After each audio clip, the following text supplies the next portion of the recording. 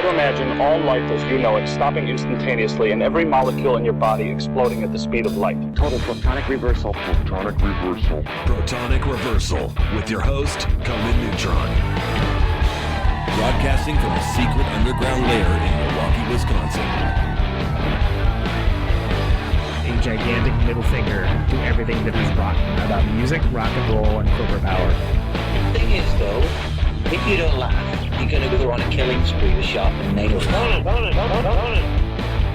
Confidence of a hero or a fool. I wasn't exactly certain which. Could not be more professional. It's only one I choose to devote my life to. That's okay. It means something. It means something. And take that away. You know, that's my take on it. What's yours? Protonic Reversal. That's like a science thing, right? Indeed. It is a science thing. It is a science place. It is a scientific fact that we are all up in your face. It is time for the one, the only Protonic Reversal. Very, very special treat for you today. We're talking to the one and only Mr. Chris Murphy of Sloan. Chris, welcome to the show, man. Hey, what are you talking about? Thank you. I've seen your list of guests. I'm happy to get in there. This is my cred grab. This is nothing. You know, it's funny because I went down to the bank to try to deposit some of this indie cred, and they said, "Sir, this is not legal tender." But yeah, I don't know if you know does everyone know the expression? I guess it would be from the Bible, but my take on it is, "Man cannot live on cred alone." Yeah, it's true. It does. Yeah. It's hard to put food on your family, and it's harder to do so with cred. Yeah. I'm really happy to have you, man. This is really cool. I'm actually a really big Sloan fan. Like, if you look at the different people that have been on over the years, there's certainly a good representation of, angry dude rock, rah, rah, etc. I think Sloan's fantastic, and I think it's awesome that I just had Patrick Tape Fleming from Gloom Balloon and Poison Control Center on recently. And he's the one that introduced me to you guys. And you get this. They were a band on tour. And I took him to Amoeba Records in Berkeley, as you know, so everyone can do some record shopping. And he got 2 Sloan CDs and said, "You will love this. And if you don't, I will personally refund your money." And I was so blown away that like a band on tour, like a small band on tour, let's be clear, would believe in a band that much to be like, wow, I will listen to this band. Are you kidding me? Of course I'm going to listen to it. And I loved it. It was great. And that was Between the Bridges and Navy Blues. And you probably could not have planned a better introduction from me as something of a rocker to what you guys do. Yep. Those come with a money-back guarantee. A lot of our records don't. So that's so wait a minute. So those records came out in 98 and 99. So what year are you talking about? Was it at the time or was it later? No, this is a lot later. This is probably about 10 years ago, maybe something along those lines. So I knew of you guys, and I think I'd maybe heard a song or something, but you were always on my list of, I need to remember to dive deeper into that discography. Because even back then, that's where we remain for a lot of people. Well, I kind of feel like it's almost like there's so much Sloan. It's like the Fall or something. Like, where do you start with the Fall, right? Yeah. And not that you guys sound like the Fall, but there's just so much the Fall, and so much of it's great. But oh my God, where to start? Yes. Well, I always wanted to be a band that had a giant body of work and that had eras, like defined eras, or not that we're trying to do that, whatever. But, that you could say, then there's this era, then there's their mid-period. Our mid-period keeps changing. It used to be our mid-period was 2000, and now our mid-period was whatever 15 years ago is, 2005. But, our band has been going since 91. And so, anyway, so yes, we have a giant body of work, and it's like it's a lot to chew off. And it's like, that's like reading an encyclopedia or whatever. But anyway. Do you start with A and go all the way to Z, or do you start for the good stuff and the M's? Right. So I would say the records that you're talking about, Navy Blues from 98 and Between the Bridges. Between the Bridges, which is 99, right? Well, the thing is, like, Between the Bridges is the beginning of our the beginning of the end, or like our commercial dip. You know, we also have kind of two careers, like one in Canada where we're on the radio and we have, like, you know, distributed by major labels and stuff like that. We had videos, and not to mention in Canada there's a whole grant system for getting money for videos and stuff like that, and Canadian content regulations that would have it so like, okay, and that was the Foo Fighters, and then coming up is Sloan and the Red Hot Chili Peppers, Right. as if we're like hanging with these millionaires or playing Wembley. But, you know, we go to the States and we don't enjoy any of that. You know, where we started, we had our first 2 records come out on Geffen, and that was, you know, it was big news in Canada and huge news in Halifax, Nova Scotia, where we're from. It was like, Right. what? Are you kidding me? So, but you can't, you know, so we were given the tools to climb the mountain and never climb the mountain. You know what I mean? It was like, it was exciting to be signed, but we didn't really. So, and then, anyway, so I guess I'm sort of already into my life story. So no, that's fine. Because I think it's so. First of all, I think it's Sorry, yeah. awesome that I'm sorry that I thought you still lived in Halifax. I'm. It's been years. Well, you live in Toronto. I don't know why? why.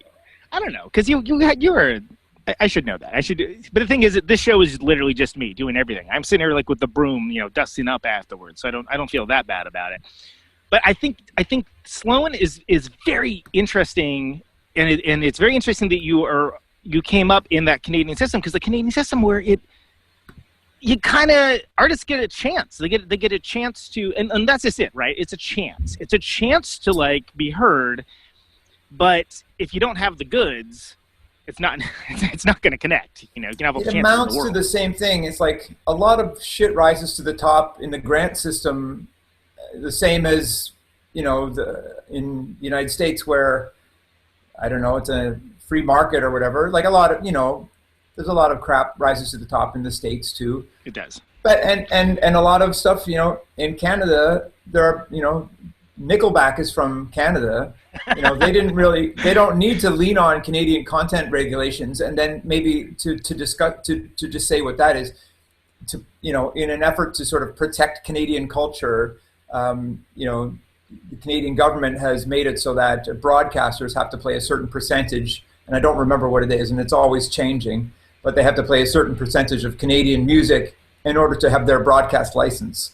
So they don't want to play it. You know, when you're the rock station in Canada, you're psyched that Nickelback exists because it satisfies all that Canadian content stuff. You know what I mean? They eat up all the Canadian content. There are a lot of Canadian. You can get the empty rage of Nickelback to fill your quota. Yeah. Yeah, like there are a lot of Canadian groups that are internationally huge, from Nickelback to, I don't know, Shania Twain. Like lots of people. I mean, those are 2 hilariously disparate examples. Bryan Adams. Yeah, where's that collaboration record, right? Well, the other thing is to qualify for Canadian content, and I don't mean to make this the crux of my stay No, here. this is people find this really interesting that don't know the system. So please, I would love. Well, to anyway, I don't even know the system, but you have to have it's not only that you were born in Canada, but, you know, then there's like, where was it? Who's the producer? You know, who's the record company and all that kind of stuff. So someone like Bryan Adams, who was born in Canada, some of his records didn't qualify for Canadian content. Right. And so it would be, you know, he came out against Canadian content, that it's hurting. It's like, you know, he would say like, shit rises to the top. I can name a lot of Canadian groups you wouldn't know, but they're big here, or, you know, maybe, and they're terrible because they're propped up by that system. And it's like, and it's not real economics. It's like, yeah, we're going to give you all this money to make a video. By the way, nobody's interested in your band. But anyway, keep going. There's no demand for this whatsoever, Yeah. but you have the budget to do this. But I can't shit on it because I've benefited from it. But I've seen it work for terrible acts, and, you know, whatever. It doesn't really have anything to do with anything, except for, in Canada, we're perceived as being this big act, and in the States we are just like an indie rock band or whatever. You know, Right. we play in clubs, and as we head south, it gets smaller and smaller. Like, there are some border towns where they got Detroit and Seattle. Right, be like, they're playing a big club. Of course. Yeah, I was thinking, for some reason, I was thinking the U.S.-Mexico border. I'm like, of course not, you're a Canadian band. We never made it past there. Big in Calexico, I don't, what do I know? But I think it's interesting that, because it's almost like a Sparks or something. Like Sparks, brilliant pop band, so great. They put out so many good records, but, in U.S., it's just kind of pearls before swine. But go to England, and like, Sparks? Come on to my house. Like, so, like, and it's like they're treated very reverentially, and people are really into the art. And you never quite know how stuff's going to hit. But I think it's interesting that, like, I would say for Sloan, it's an example of the system working. And again, I'm going to double back on the fact that I don't think it would have worked if the songs weren't there.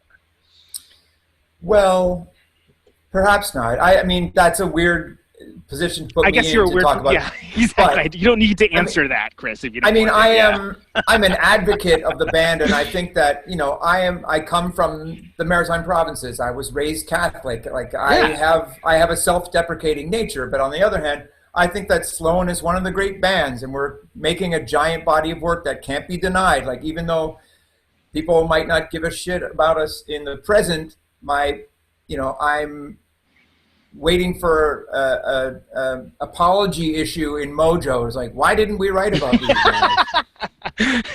Right, exactly. The big mea culpa, if you will. Yeah. Well, I sometimes say, we're not making records for you. We're making records for rock journalists in the future. Well, because it's for the people that it's for, and the people that it's for deeply appreciate it. And they appreciate when you that it's smart too. There are references, rock and roll references in the lyrics, but it's like done in a clever way and not in like they're doing that direct reference. Like it's something that it's mana for people that like work in record stores, or I guess that's not really a vocation anymore. But it's that model. Yes, music, but and I am from that time, and I would say that we are. I don't mean to speak for those other guys, but I am a fan of music more than I'm an artist. Like I'm just sort of like, what would I want my favorite band to do? And we are also an experiment in democracy where we are four people that run the thing together, and we split the money four ways, no matter what, no matter who writes what. And I've often said, like, there's room for resentment in that setup. If you think that you're doing, if you're carrying all the weight, but it's but otherwise you're in the Police or Nirvana, and one guy is kind of responsible for doing everything, and then he sort of suggests maybe I should be compensated for that, and then that's the end of the band. Yeah, and then the whole thing falls apart. And so what you're doing is you're trading short-term comfort or maybe talent recognition for long-term sustainability. And I find that fascinating, because most bands don't even think about it in terms of like, oh, what is my career going to look like 10, 15, 20 years from now? Am I still going to be able to do this thing that gives me joy and that seems to connect with people? And what does that look like? Rather than just like, oh yeah, it sure would be cool to get 75% for this song that I wrote, but that's not the way we're going to do it.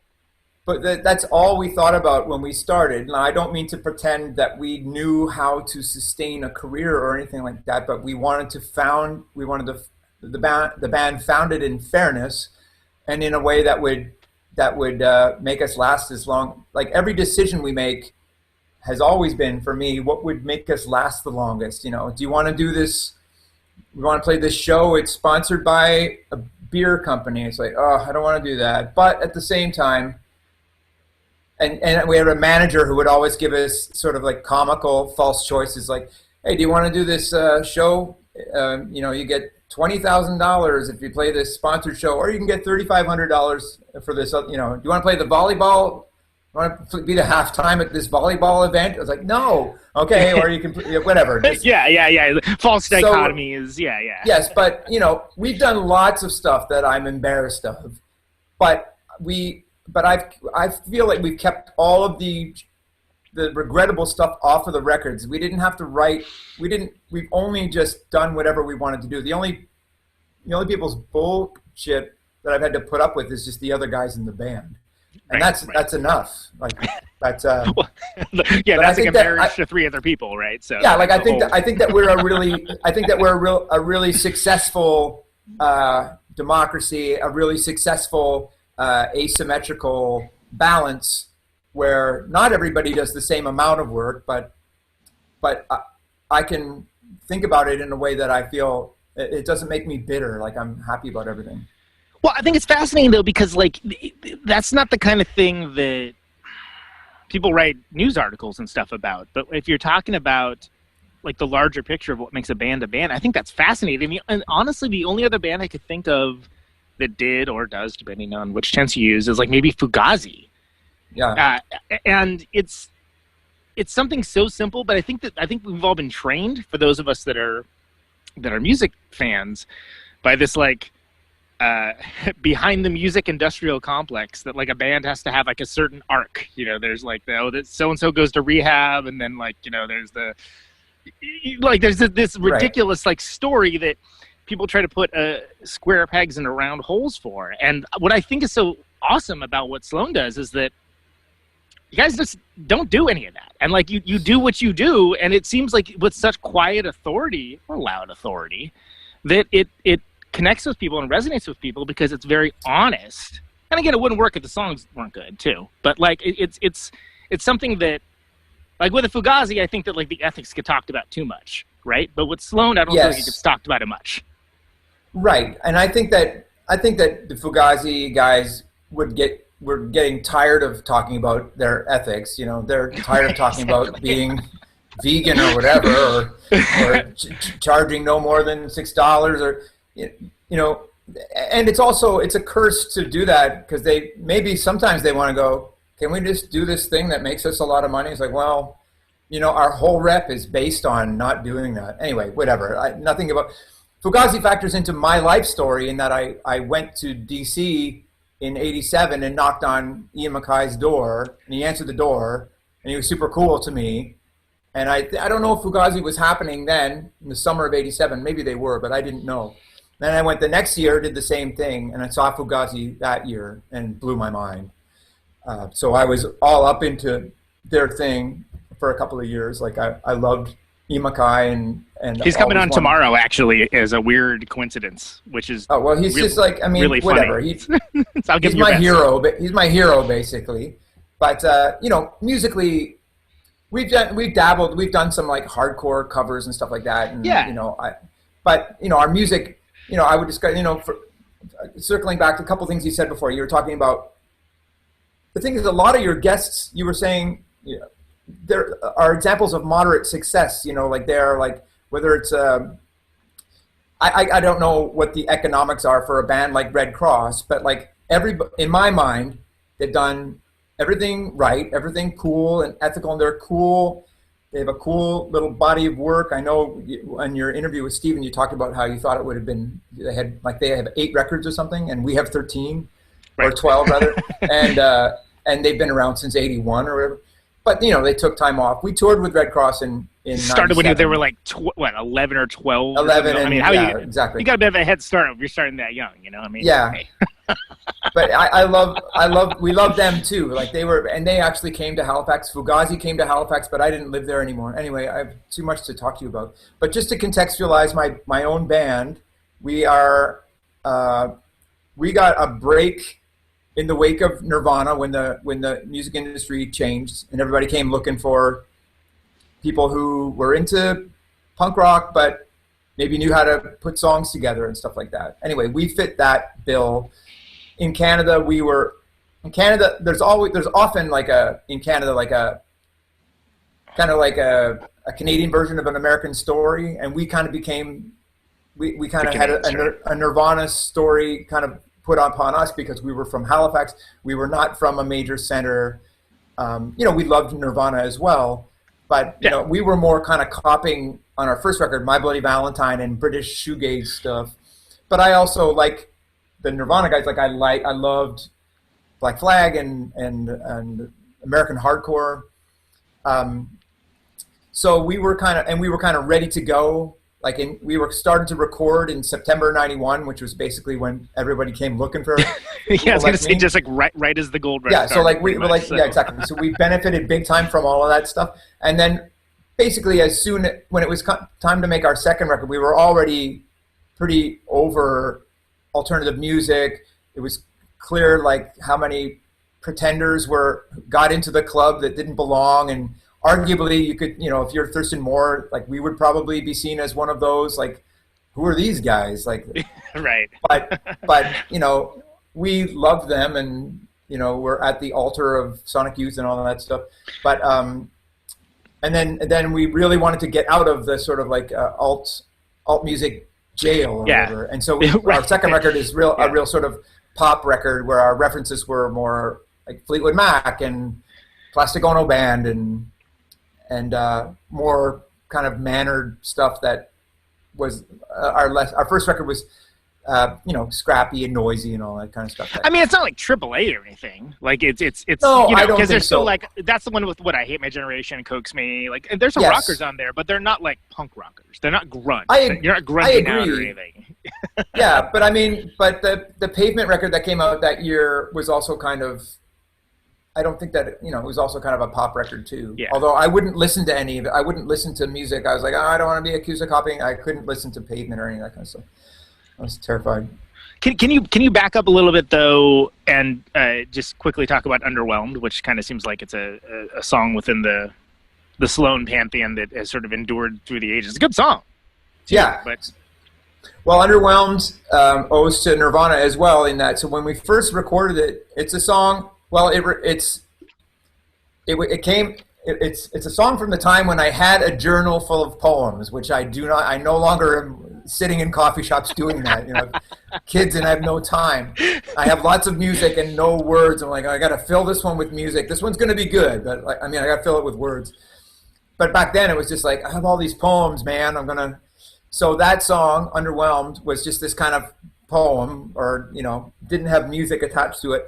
And Andrew and I were together, Andrew Scott from the band, and we're like, okay, I gotta put music on this. And the song that I feel like I was playing is Political Song for Michael Jackson to Sing by the Minutemen. by the Minutemen, yeah, of course. You know that one? So it's the yes, same I'm song. familiar. Yeah. Well, anyway, that's what Underwhelmed is, Political Song for Michael Jackson to Sing. And Okay. and wow. and so- I'm going to listen to that very differently now. Okay. And then when we recorded it, the first time in September '91, when we were getting ready for people to come find us, it was kind of like a Cramps kind of thing. You still there? I am. Yeah. Sorry. I needed to dismiss something. My bad. The first version of it was kind of like a Cramps kind of slow floor tom, boom, boom, boom, boom, boom, boom, Yeah. and then we got signed to Geffen, which is big news, which I could taffy pull into a half-hour story, but whatever. But and they were like, oh yeah, well, we basically got signed because Underwhelmed was like they thought that it would be a commercial hit, and so we ended up we were so bored of it by the time, like Right. our record, we re-recorded Because people are it. just finding out about it. Like, you've got this other recording. People are just finding out about it. You're like, oh, that one. Okay. It's like, is that going on the record? I guess is that the reason you were signed? Oh, okay. So anyway, we re-recorded it. And then so the other ripoff is it's basically it's based on Aneurysm by Nirvana. Do you know the song Aneurysm? I know it well. Yeah. I bought Incesticide the day it came out. So yeah. So it starts out dun, dun, dun, dun, dun, dun, dun, dun, dun, dun, dun. So that whole build-up in Underwhelmed is just a total rip on Aneurysm, Right. which was new at the time, like which was just out, like it was the B-side of Yeah. Smells Like Teen Spirit or whatever. It But, hadn't yet entered the pantheon of the rock nerd, necessarily as being like, oh well, it's one of their best songs and it's like a B-side, and it's that my legend favorite. had not grown. It's my favorite one of all of them. Yeah. But anyway, so Underwhelmed it's I like doing it still. Like it's 4 minutes 40. Like it's excruciatingly long. It's 2 songs long, and it's only 3 chords long. So it's fine. But I would never. The thing is, it's based on the words. So I was like, I'm only halfway done. So I have this much more to say. I would never do that now. I would make a song construction that's 2.5 minutes, and then I would pepper it with a few words, and then get out of there. Excise it out instead of being like, well, I got another page and a half here. I guess we got. It's like, but I also feel all these things. Yeah, you're right. And furthermore, I also feel. Yeah. Yeah, exactly. Moreover. So I don't know what else to say about it. But no, I was just gonna say, do you have to, like, for a song like that, do you have to, like, give it a break for a while to even, like it again? Like, that's one of those. For years we didn't play it, and then we, like any band that lasts forever. But the other thing I was going to say, you were talking about Fugazi, or like people who kind of split the things. Like, I mean, I think REM is REM. REM, yes. That was I was going to make that note earlier, but I thought we moved away from the topic. And I think U2 as well. Like, I think Adam Clayton is a multimillionaire for some reason, even though he can. The luckiest guy in rock and roll. Barely play bass. But, no, he's fine. But coming up next week, Adam Clayton from U2. I loved U2. Like, that U2 was my stepping stone from Rush to punk. I was like, they're kind of punk. Anyway, I quite like. I mean, there are earlier U2 songs where it's like, listen to the guitar. It's almost like Andy Gill from, like, Gang of Four on some of the stuff that the Edge is doing. Like, they're an interesting band. They're just. I think nobody dares to reference U2 at this point. Like, if you're like, it means something totally different. Like, if you're Interpol, you're like, yeah, man, we're just like early U2. Everybody be like, boo.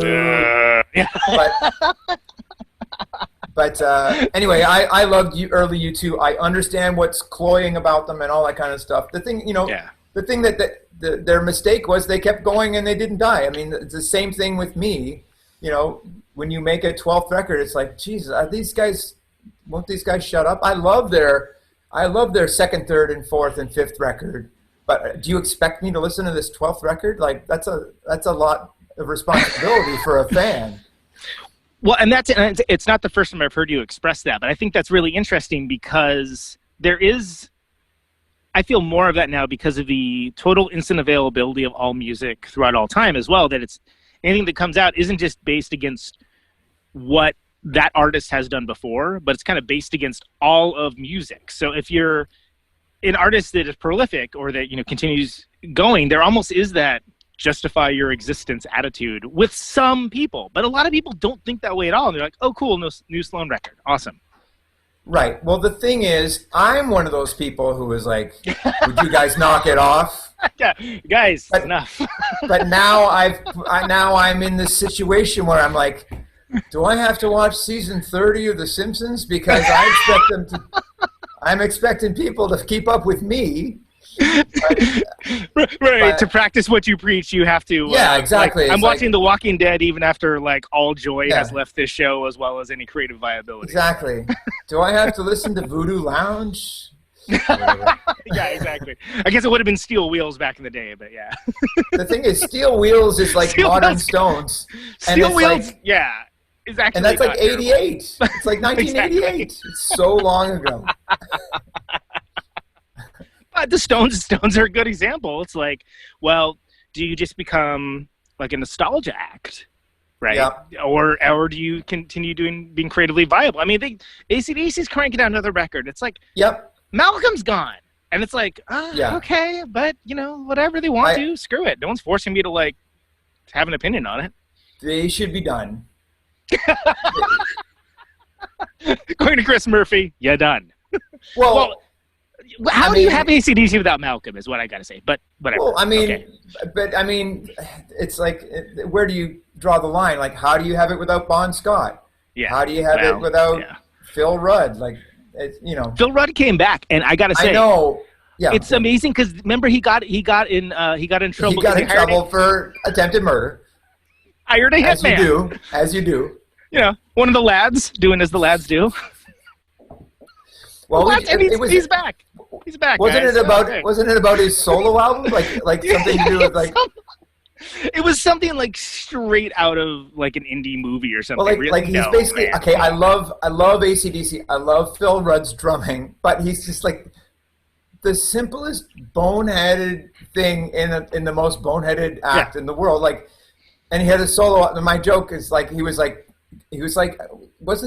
wasn't he trying to like kill someone who didn't promote his solo album? Anyway, we were joking. He's like, what's on his solo album? It's like, track one, kick drum. Track 2, snare. Track 3, Ragtime. Here's a drum track with no fills, like every other thing Exactly. he's ever done. Yeah. Yeah, kick ass, but you better have some other elements on there. Yeah, one would hope that there's, Yeah. I don't know, throwing a flute or something. Anyway, I don't know what my point was. Yeah, Sorry. AC/DC, I mean, without Malcolm, I mean, it's just, I understand being compelled to keep going, and Angus he's a machine. Like, go for it, I guess. But anyway, but another example, say, maybe not as known to your listeners or whatever, but say a group like Rush, who I loved as a teenager. So I came in and loved them from like 81 to 83, and then sort of stopped loving them. Always continued to love them just because, and I didn't really follow them. And I actually thought their music got whack, but I got to hand it to them because they weren't just a nostalgia act. Like, they made new records, and they changed their sound and like alienated a lot of people. So I would say that my own band, for example, except for the first record, which is different, where we were basically trying to be of the times. We were a local band, basically just copying international acts. Like, we never thought we would play outside of Halifax. But anyway, from our second record on, I would say that we're the same band. Like, it's not that, well, I kind of think that every song is between our second record and our 12th is interchangeable. It could be, I kind of think that we have the same palette, kind of. But what's my point? But as you go on, you compete with yourself in the set list. It's like, how long do you want to play? Like, there are a lot of people are here because they want to see, 10 songs at least from the 90s, and we have a new record. But we defiantly, like when we put our 12th record, we defiantly played 10 new songs. Like, that's face punch, Like, people are like, are you fucking kidding me? But we don't think that, we don't have Jumpin' Jack Flash in our set. Sure. But we have some, they're the equivalent. But anyway, you're just competing with yourself as you add to the thing. And you got to make it interesting for yourself as well. And there are other bands, like a perfect example. I saw a Mudhoney show. This was like 5 or 6 years ago, and they played like "Touch Me, I'm Sick" like third song in, and a bunch of drunk people like kind of got up and left, and then they played what would be the record that was about to come out, and it was just songs off of that, and it killed. And I was like, if I was just seeing this band and knew nothing about Mudhoney, I'd be like, this band is great. And I felt sorry for the people that were heard the song I wanted to hear, I'm out. Yeah. But there's that attitude, right? Well, there's that attitude. I went to see Guided by Voices about a year ago, and I'm a fan, but from B1000 through the 4 or 5 records after that came out that year. Right, that was just January. Yeah, so like I kind of kept up for a while, and then I didn't keep up anymore, but I went to see them, and it was an interesting experience for someone, and I know that I'm dealing with people who love a certain part of our career and didn't keep up. But when I went to see Guided by Voices, I didn't know a lot of it, but I liked all of it. So I was kind of happy in my heart to know that it's possible to go. So you're there. You're there to see the band that you like. Even if you're coming back into the fold and you're like, you know what, I had kids and stuff. Like, I haven't been to see a show in 10 years. Yeah. These guys have 12 records. Are you kidding me? I just know the third and fourth one or whatever. Yeah. I just really want to hear Tractor Rape Chain, man. That's all I want to hear. Right. So, but anyway, I had a legitimately good time. So as the fan, I was happy because I play in a group like that continues to put out music, not as prolific or, I mean, who is really? Yeah. But then also there's I think you brought up an important point with Rush, which is an incredible sentence to say in this show, but especially when Rush is the coolest, punkest band from Canada ever. They followed their own star. They did bought exactly their own what freedom. they wanted to do. They bought their own freedom by doing what they want to do. Like, there's nothing punker than that. And they looked like shit. And they didn't care. They didn't care. Goofballs. And they didn't, Getty wore a Devo pin, but he didn't brag about being into Devo. Like, Yeah. he was just like, and they're funny as hell. Like, Yeah. again, I don't know everything in their catalog, but I think that I think they're the best. They're the number one band from Canada ever. Sloan number 2. Discuss. And I think it's interesting that I'm actually trying to think who would be the third one now, but No means Godspeed. No. Oh yeah, well, definitely No Means No. I would say No Means No over DOA. DOA is great, but I said that. Are you fighting with me? The idea that that a band can, like, if they have a certain amount, if they hit at a certain level and make records that are so good, like an Iggy Pop, for instance. An Iggy Pop, dude, that guy, Raw Power, Funhouse, like, oh my God, like, so yeah, he made Butttown. Who cares, man? Like, it's freaking Iggy. It doesn't diminish the fact that he's Iggy freaking Pop. Yeah. And there's that kind of, like, I don't know, Rubicon that an artist crosses, where you buy a certain amount of goodwill with folks who are like, oh yeah, what are they up to? Cool, I'll check it out. And, like, even if it doesn't necessarily hit, it's sort of like, cool, they're doing that. And then there can be bands that come out with, like, late period great records where, like, this record is better than anyone gives it credit for. Devo, for instance, Something for Everybody. That record's 10 years old, I think, almost to the day. And it's up there with, like, Freedom of Choice and, like, Are We Not Men? And, like, to this day, I still don't know that many people that, like, listen to it other than hardcore Devo fans. And it's like, even within, it's like they mastered it like a modern record. So it's like brick wall mastered, and, like, there's all these, like, things for the nerds and for their fans. And Sloan, not that you're doing exactly that, but I think Sloan kind of does the same kind of stuff, that you're making music for yourselves, but you're also making it for who it's for. And if it happens to connect on a bigger level, that's cool. But it's almost like whatever's going on in the band, you kind of hear that you guys just like doing it. You like doing this. You like writing songs and being a band and putting out records, and that's great. Well, we joke that, well, why are you guys still together? Well, sometimes either you're making so much money, or you just like hanging out together, or, like, people demand it. And in spite of none of those things being the case, we do it anyway. But Nope. There's a little bit of, like, what else do you want to do? Like, I always wanted to be a band. It's my dream. We definitely do it for ourselves. We do things on the cheap. There's no one plying us with money saying we need more records. Like, we pay for it and we make it, and we get people that help us manufacture it or whatever. And we're just music fans, and we're like, what else do we like? Like, I would say that for me, I'm not that adventurous, and I'm not researching what's the newest, coolest thing.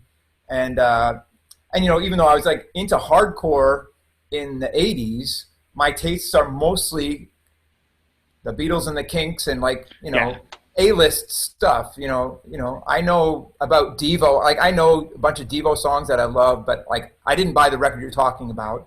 I didn't own any of their records really growing up. I didn't own. I only owned a couple records as a kid. Like, I didn't have any money. Like, Jay Ferguson in Sloan is a real musicologist, and I met him when we were about 18, and he turned me on to a lot of stuff. Like, he knows a lot about. I mean, I know a lot about the Beatles. Basically, I'm an expert, but he knows a lot of. He's really into Prince. He's really into the Bee Gees. He's really into Sparks and, like, all kinds of, he knows everything. I realize we started talking about Twice Removed. I actually do want to talk about that record a little bit. I know we're kind of dancing all over the place here, but anybody that's ever heard this show, this is pretty much what this show is. It's all right. Free balling. But it kind of seems like, again, from an outside perspective, that, and you alluded to it too, that it's sort of like that's kind of where you start to find your voice as a band, right? Yeah. So how do you decide what goes on the record? Because that's the other thing with the everyone writing songs and stuff like that. Like, how do you decide? Like, what is that process like? Do you is there like a bingo ball? Is it like The Lottery by Shirley Jackson? Like, what's Lottery? The one where they stone people? Yeah, except for instead of getting stoned, so to speak, you get your record on the album. Well, when we started, when we were not very long a band. We had all been in bands prior, but Sloan started in the beginning of 91, and by mid 92 we were signed to Geffen Records, and we had only ever played really in Halifax, Nova Scotia. Like, we were one of the best bands in Halifax, and guess what that's good for? Like, everyone sucks. That's not true. We had a great music scene, but like, yeah, but you're a big fish in a small pond. Exactly, yeah. So, but when we were signed to Geffen, there was a big fight about, like, our A&R guy really wanted me to be the main guy. And we were fighting it. We were like, so like you would be like the Kurt Cobain type of dude, where it's like you're the front man, and like it's a lot of people make that comparison. We're both geniuses. Yeah, so I would be. Yeah, it's just easier to market the thing. Yeah. So we had Chris Cornell, whatever. We made a video. Yeah. My other joke about, say, maybe it's a bad taste because he's dead, but like, if I had an awesome body, I'd be shirtless right now. But luckily for you, I don't have a terrible body. My shirt is on forever. But yeah, so they wanted. It didn't matter that it's me, but they wanted one of us to be the main person. Face. And I wrote most of the songs on the first record, and I encouraged everyone to write songs.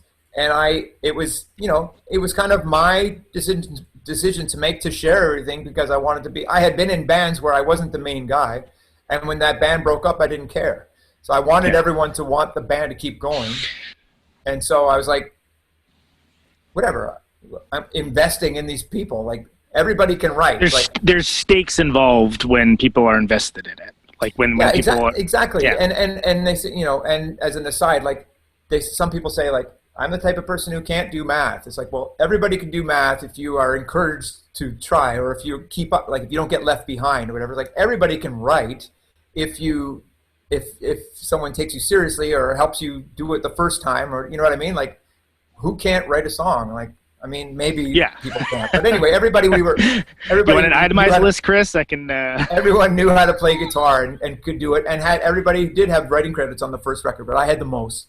And I was the most gregarious and the most, easygoing and comfortable talking or whatever. So, but I call that role the human ambassador role is what I call that, by the way. Right. Well, and then I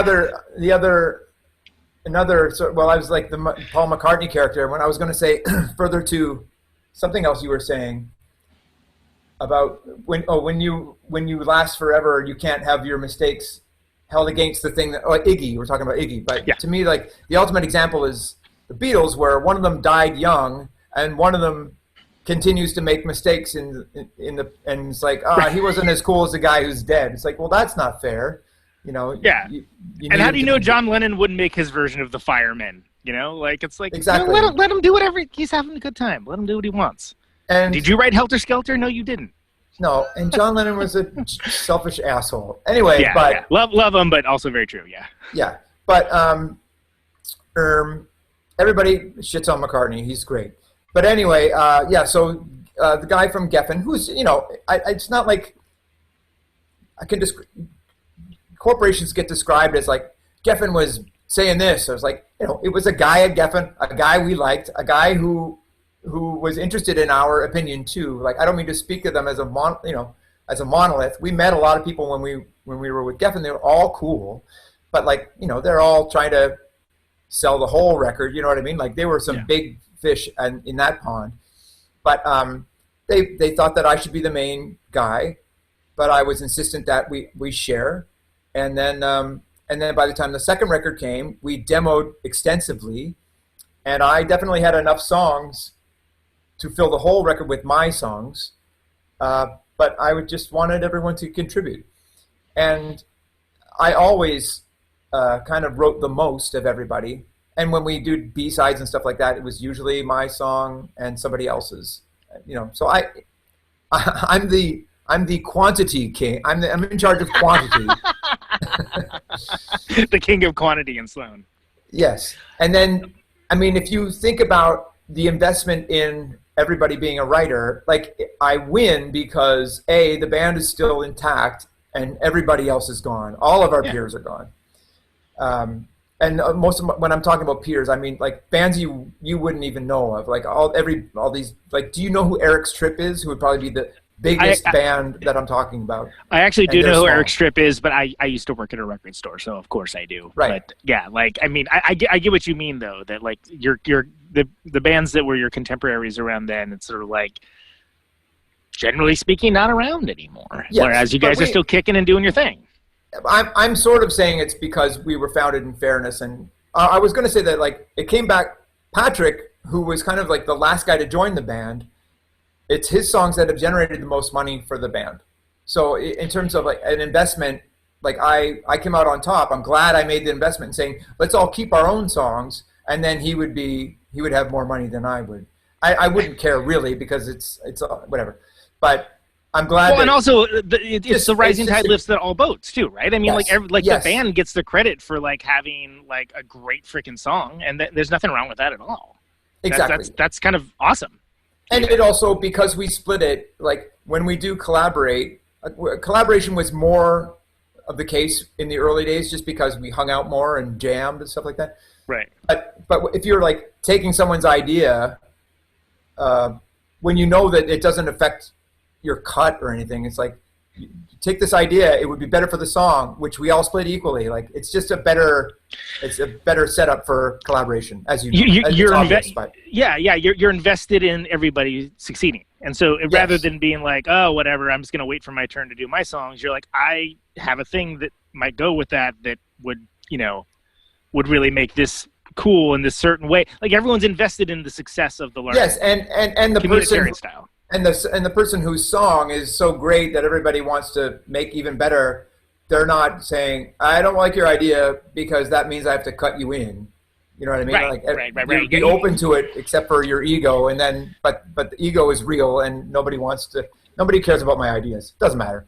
But it makes it like a communitarian effort almost. Yes. Creatively, right? Anyway, I think I'm really proud of the band. There's a lot of the. I could theoretically dislike 3/4 of the material we make, and I don't. There's some songs that I think are not as good as others, and Sorry. So back to your question: how do you decide? For the first record, I think I had 7 or 8 songs. Then on the second record, I had 5 songs. Then the third record, I had 4 songs. Then the fourth record, I had 4 songs, but it meant we had to add a 13th song. And then by the 5th record, Between the Bridges, your favorite, that one and Navy Blues are my jam. I was down to 3 songs, but by our 5th record, we had reached complete equilibrium where everybody was writing, and everybody took the same amount of real estate on the record, and that was theoretically what we were going to do heretofore. But there are just some instances where Andrew had a baby and didn't have any songs, but he still makes 1/4 of the money and that kind of thing. Well, but it's something that it seems interesting that it seems like we almost this friendly competition that you don't want to let anyone else down, but it's gonna make you like work a little harder because you're like, oh man, I mean, especially like I feel like Andrew has like some of the like the sleeper, like, oh my god, that's one of the best. Like, where did you freaking come up with that, dude? Like, right.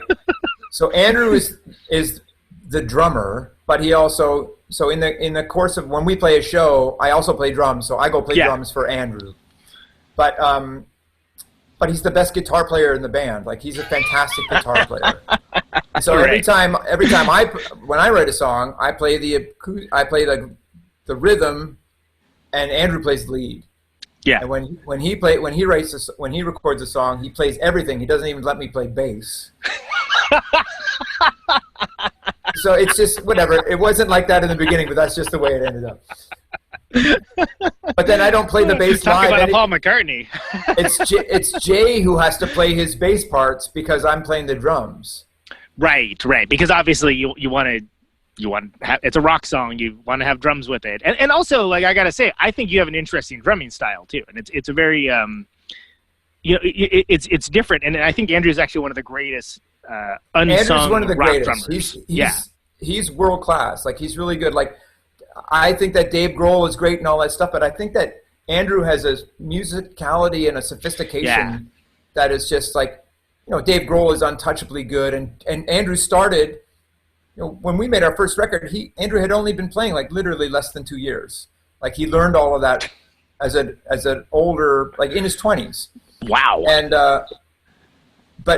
and he got really good, and he was basically doing Dave Grohl, the giant, mounted floor tom, like right, yeah, and like the big bass drums with the big thud buckets. The band that I saw that we really stole from and changed our sound between our second and third record was Supergrass. I saw Supergrass in 1995 in Boston at the Middle East Upstairs, and I thought their drummer was fantastic, that guy Danny. And so if you listen to Twice Removed, we're trying to make less kind of grungified record, but Andrew is still Dave Grohl to me. He was playing more less outrageously loud like Nirvana. But then on the third record, I saw Supergrass, made all the demos for the record. Andrew moved to Toronto. We were still in Halifax. I made all the demos for One Chord to Another, doing Danny from Supergrass, who's doing Keith Moon. Right. But anyway. Yeah, because you're exactly. You're going with like what all the crazy fills and like feels like before the one, so the boom, the frantic, exactly. Yeah. And Andrew plays with his elbows are always like, but I did all those demos, and then Andrew kind of copied me, but he does it so much better because he's so strong and so capable. And then when we recorded our third record, Andrew lived away, so he was down for Christmas visiting his parents, and we set up a 4-track cassette recorder and 4 mics and recorded we recorded a little drum set in the practice space, and that's the drums on One Chord to Another. It's all just nice. Like 4-track cassette. And then we brought that then Andrew went back to Toronto, and the three of us brought it to a studio and output the drums onto the tape and just overdubbed on top of that. So that record really sounds kind of 60s boxy drums. It totally has that 60s drum sound, but not in a way that necessarily sounds like slavish to that. It just has that. It has that vibe. It has that like early Who, Beatles-esque kind of like it's got the sound, and it makes the songs that the more raucous numbers like really pop, but then it also gives like that same energy to like the more low-key numbers also. And it's interesting. So it was more of like a functional thing, almost, from how you recorded it. Just how. Well, we were no longer on Geffen, and we didn't have any money, and we basically actually broke up the band at the end of '94, and we were dormant, and then we were running a little record label called Murder Records. Murder Records, yeah. And we thought about putting out a posthumous record. We weren't fighting. We just weren't. We just didn't really want to. We were kind of, anyway, I was mad at Andrew for moving. In my mind, he was like fucking up my chance to make something of myself. I was like, dude, why are you, there are these local bands here, they're getting really good, and we continue to suck because you fly in to rehearse like once every 4 months, we suck. And he was just more into his girlfriend, who is now his wife, so I don't really have an official complaint anymore, but I was mad at the time. But we all ended up going up to Toronto, tail between our legs, like by 97, 98 kind of thing. But what was my point? But, so the recording for that was more financial necessity as much as anything else. We were just going in on weekends and spending our own money, and it probably cost us about $8,000 or something like that. But it was our most commercially successful record. It sold like 80,000 copies in Canada. Like did really well. I mean, the vibe on like a song like G Turns to D, it's like it wouldn't necessarily, if it was some big glossy production, it wouldn't necessarily hit with that same immediacy. So it seems like it worked very well. And we also, as I mentioned, we loved Guided by Voices that would record solely on 4-track, but we upped the fidelity. We did the drums that way, mostly because a lot of '90s recordings that didn't have any kind of budget, they suffered and sounded so terrible. Yeah. So we wanted to, if we don't have the budget, I don't want it to sound cheap. It's the drums usually that sound the shittiest or the biggest giveaway that you have no money. So let's do the drums sound like flapping pancakes, or do they sound like drums? So let's turn it into a character thing, like it's like something that we can control. And the guy that we went into some guy's studio, and he was like, when we do the credits, you have to say that I didn't record these drums. Like, he was so mad. he was bummed out by it. He was like, he prided himself on recording drums, and we brought in this mess. But, I was the recording engineer, so it's like, track one, they were all 57s, and they all sounded every track sounded the exact same. Yeah, there's well, and you got this is like what, 95, 96, around that we neighborhood. Were recording it, and Andrew came down for Christmas '95 to do all those drums, and then we started in January '96. So. But then, it worked. I mean, it was great. Yeah, it was great.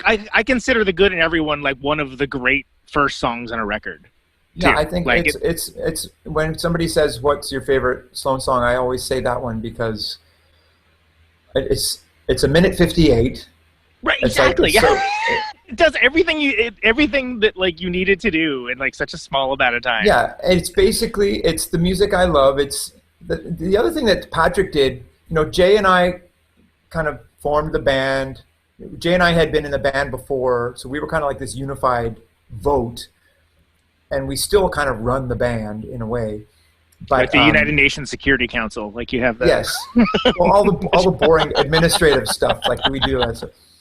But we, if we without someone like Patrick, we would have just kind of been a retro band, like let's make like a sort of like Oasis or whatever. Not, I don't know,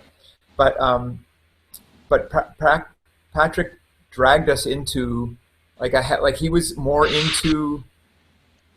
I always say AC/DC and stuff like that, but he was really into he played in like heavy rock and like almost like metal, I think, even, right? He's into Judas Priest, but he also really loves like Killing Joke and like he's not just like he loved Love and Rockets. He loved a lot of like post-punk stuff, but yeah, in the context of Sloan, like he's more muscular than we would have been. So The Good in Everyone, for example, it's got a big wide bend Ace Frehley guitar part. That when he was doing it, Jay and I were basically like, "Can I talk to you for a second? Like, we can't let this guy do this. Like, he's gonna run away with this." Like twice removed. Like we really kind of locked Patrick down. Like it's more precious.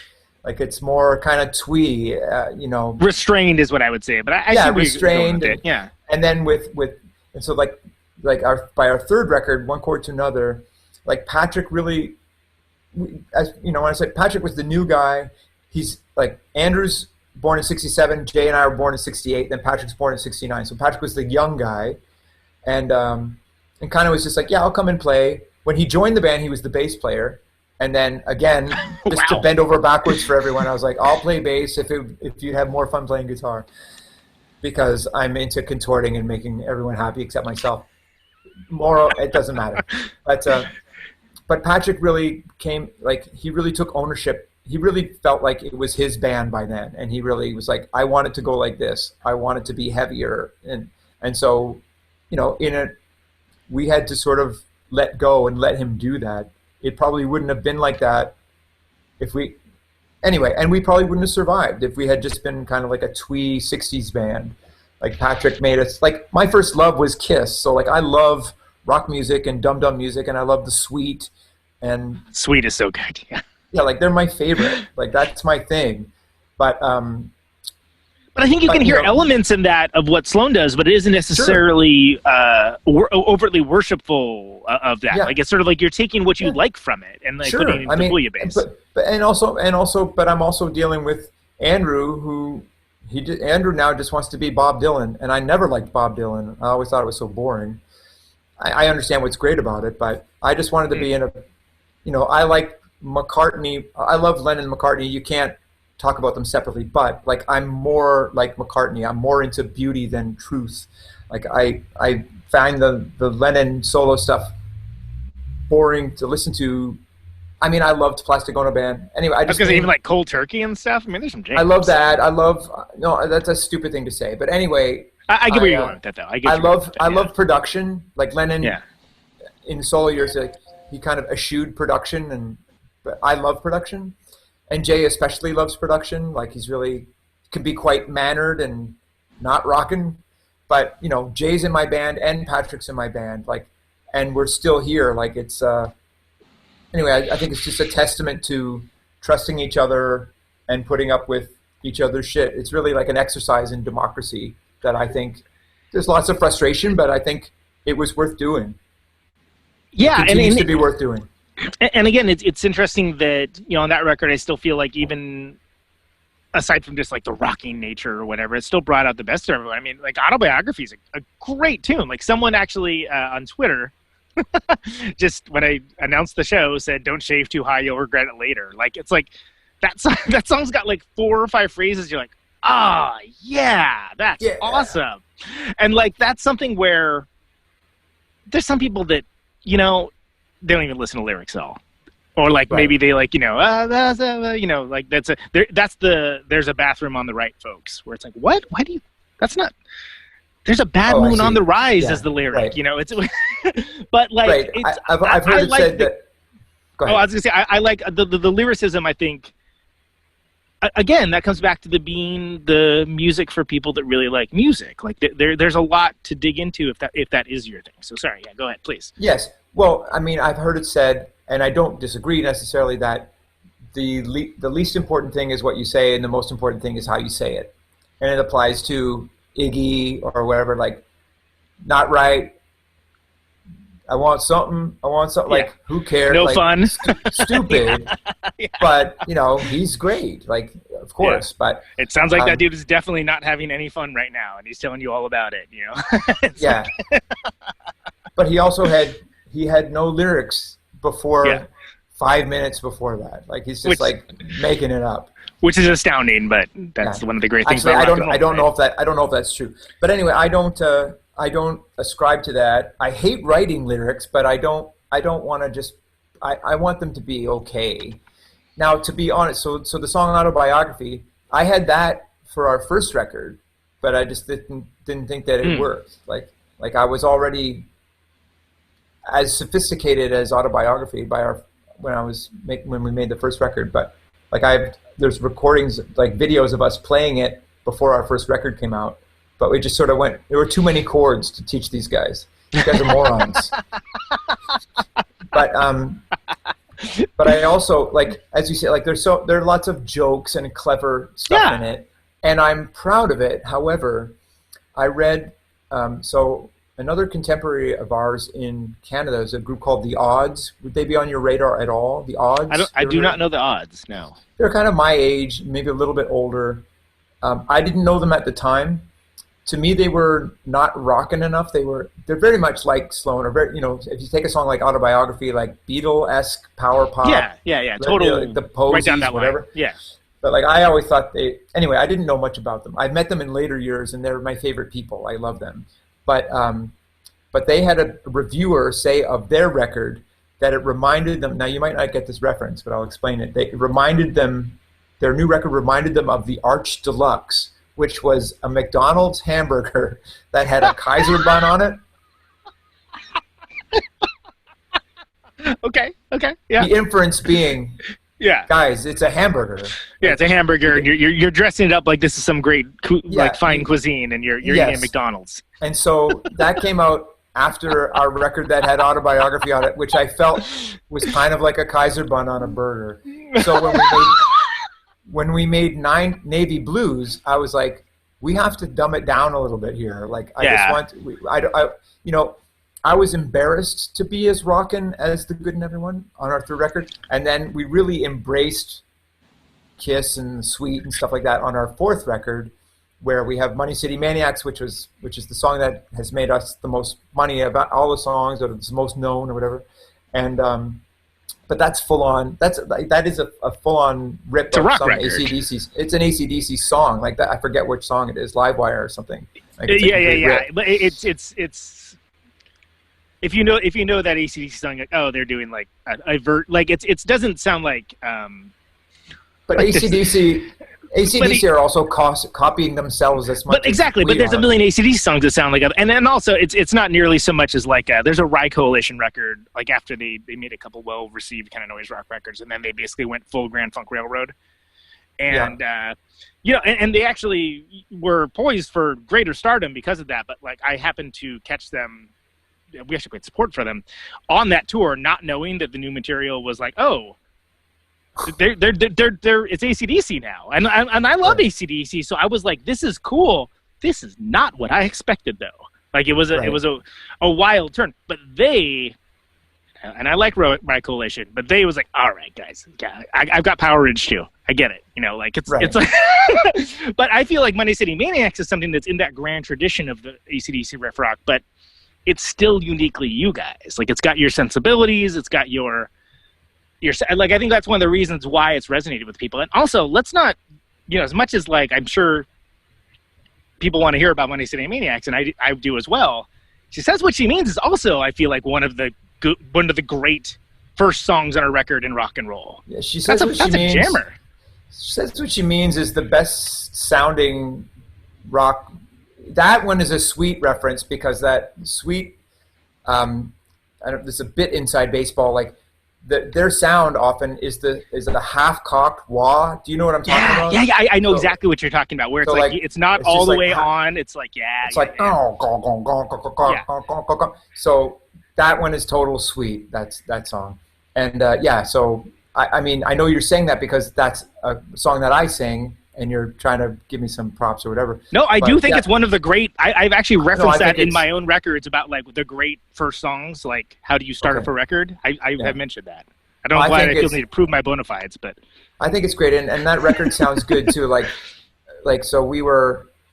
Anyway, so I was going to say about so we had this sort of rock record, and then that was like properly recorded and everything. Like I think that record sounds really, really good. And the next one, so the two that you know, or the two that you referenced, Navy Blues and Between the Bridges, were both recorded at the same place within about a year of each other, like a year and a bit. So like that, I wanted to do a double record for Navy Blues, and that would have been, Navy Blues Between the Bridges kind of thing. So you wanted to have that? Oh, I see what you mean. So that would have been like one.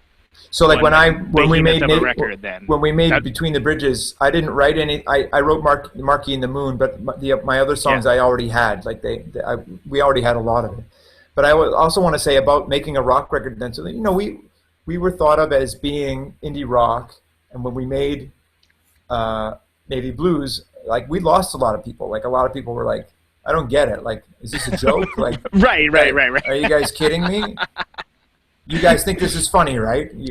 And we do. They were looking for like the nudge and the wink of like, oh, you guys are doing the thing, okay. But which we have, because I love Eddie Van Halen just died. Like I did love Van Halen, but kind of like I loved Fair Warning, but but I was too punk to like them by the time 1984 came out. But we liked. I loved my first love was Kiss. Like we liked rock music, and we got what was kind of goofy about it. Jay was kind of the least comfortable with that kind of rock stuff, but we also differentiate between rock music. We've been accused. This was actually a funny criticism that we received when we made our record called Action Packed. So maybe it was our fourth record. Our seventh record is actually quite a rock record too. It's called Action Packed. Yeah, that's where it's action packed. Yeah. Yes. So there's kind of not a lot of eclecticism on that record. It's kind of like straightforward rock songs. Yeah. Which was just a fun experiment for us. But anyway, somebody criticized us as being, they're like, I like your rock. I like rock music. I like Navy Blues, but this is more like riding on a Harley rock music. Like I think you're kind of losing it here. And I think that's a funny differentiation. It's like can we just keep the rock music off of the Harley Davidson? As long as it's off the Harley, you're good.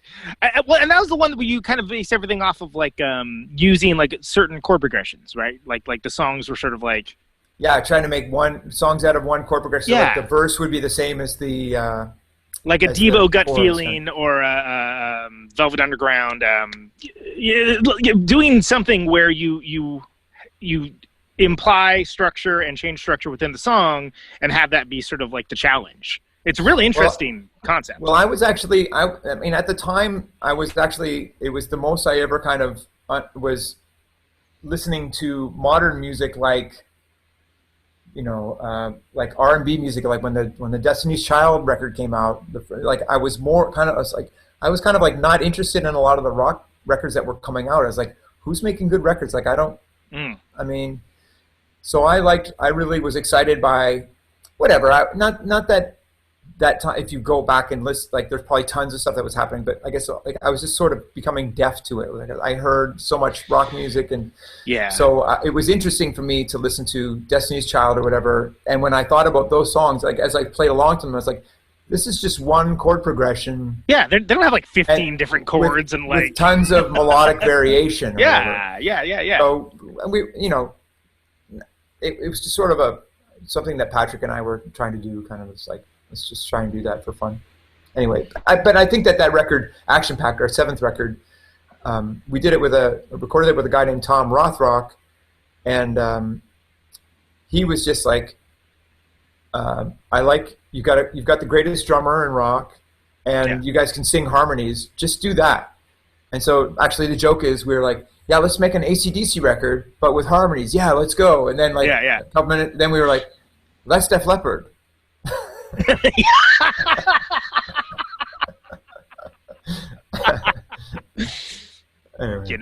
It's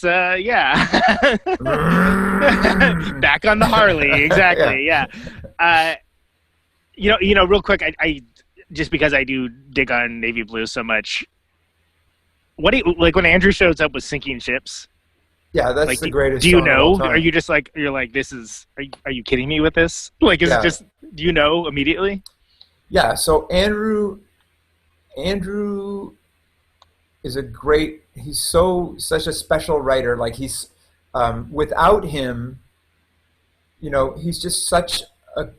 He doesn't do anything to move us forward or administrative anything or like, let's try this. Like, he has to be dragged kind of to everything, but he's such a special musician and a special writer. So Sinking Ships is the 4th song on Navy Blues, and it's it's kind of 2 songs in one at least, and there's like kind of 2 recordings, and one was kind of cut in. We did that a couple times on Navy Blues.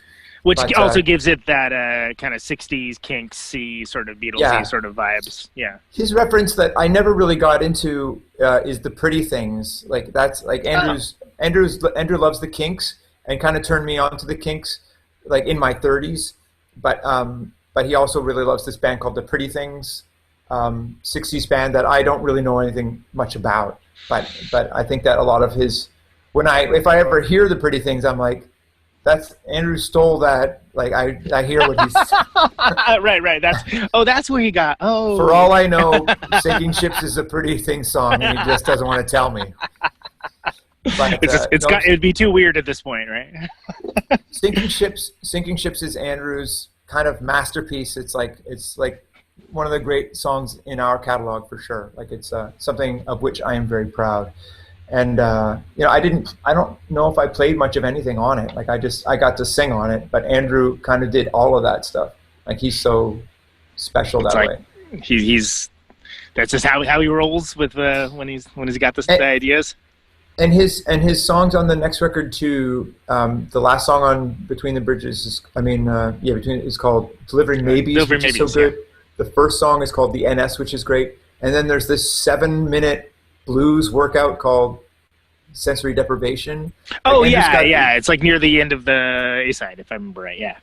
I don't remember, but anyway, a lot of fans, like, so that was the beginning of our commercial plummet or whatever. Like, we sold like 80,000 records of One Chord to Another, 70,000 records of Navy Blues. That's still going on, like 20,000 copies of Between the Bridges. Like, it was a real come down.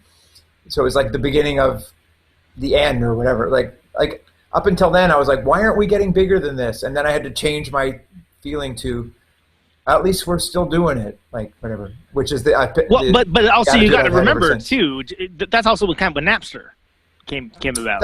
That's right. Yeah, lots that of was, stuff, and where we used to, our videos were on Much Music up in Canada all the time. But then it was just like, we were kind of out of fashion. It was like Britney Spears and Backstreet Boys and like all that boy band, all that candy stuff.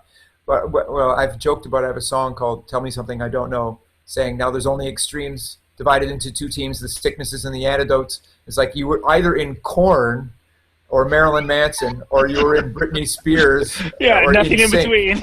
It was just like, it's like where does Cheap Trick go now? Like. Yeah. Like you have to either be like the sweetest candy or this like evil like drug or Metallica. Yeah, exactly. But anyway, but I was going to say of Between the Bridges, to me, it's of all of our records, maybe except one, it's my weakest record. So like when people love it, it really speaks to the fact that everybody is.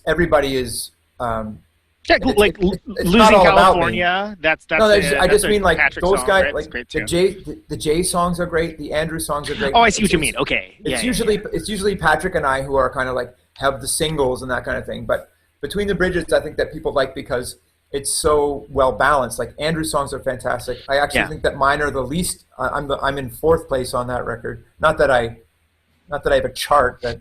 You don't have like a power ranking that gets updated. No. I do that kind of thing. Sloan power ranking, week 7,005. Well, usually I'm number 1 or 2. It hurts to be 4. Yeah.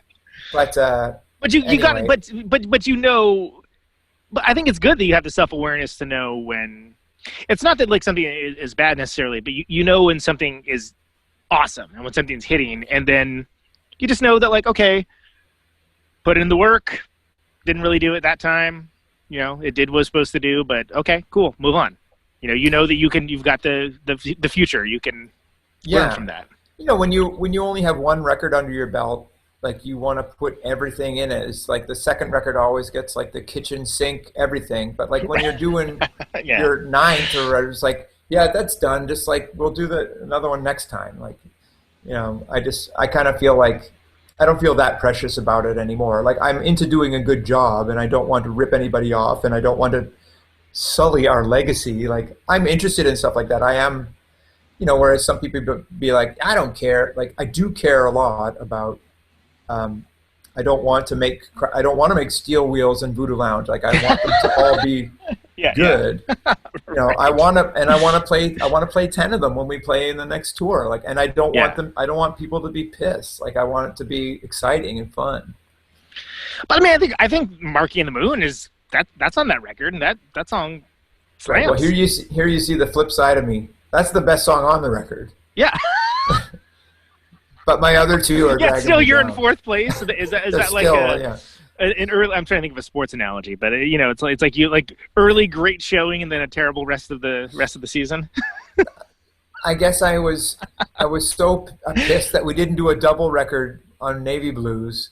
When we did what's it called? Between the Bridges. I was just like, I already have songs. Like I didn't even try. I was just like, I got one more, Marky and the Moon, which I actually think is one of my best songs. It's a good tune. Yeah, it's up there as one of the best Sloan songs. I would say I would put it in the top 10. But anyway, I don't know what my point is. I'm just making jokes.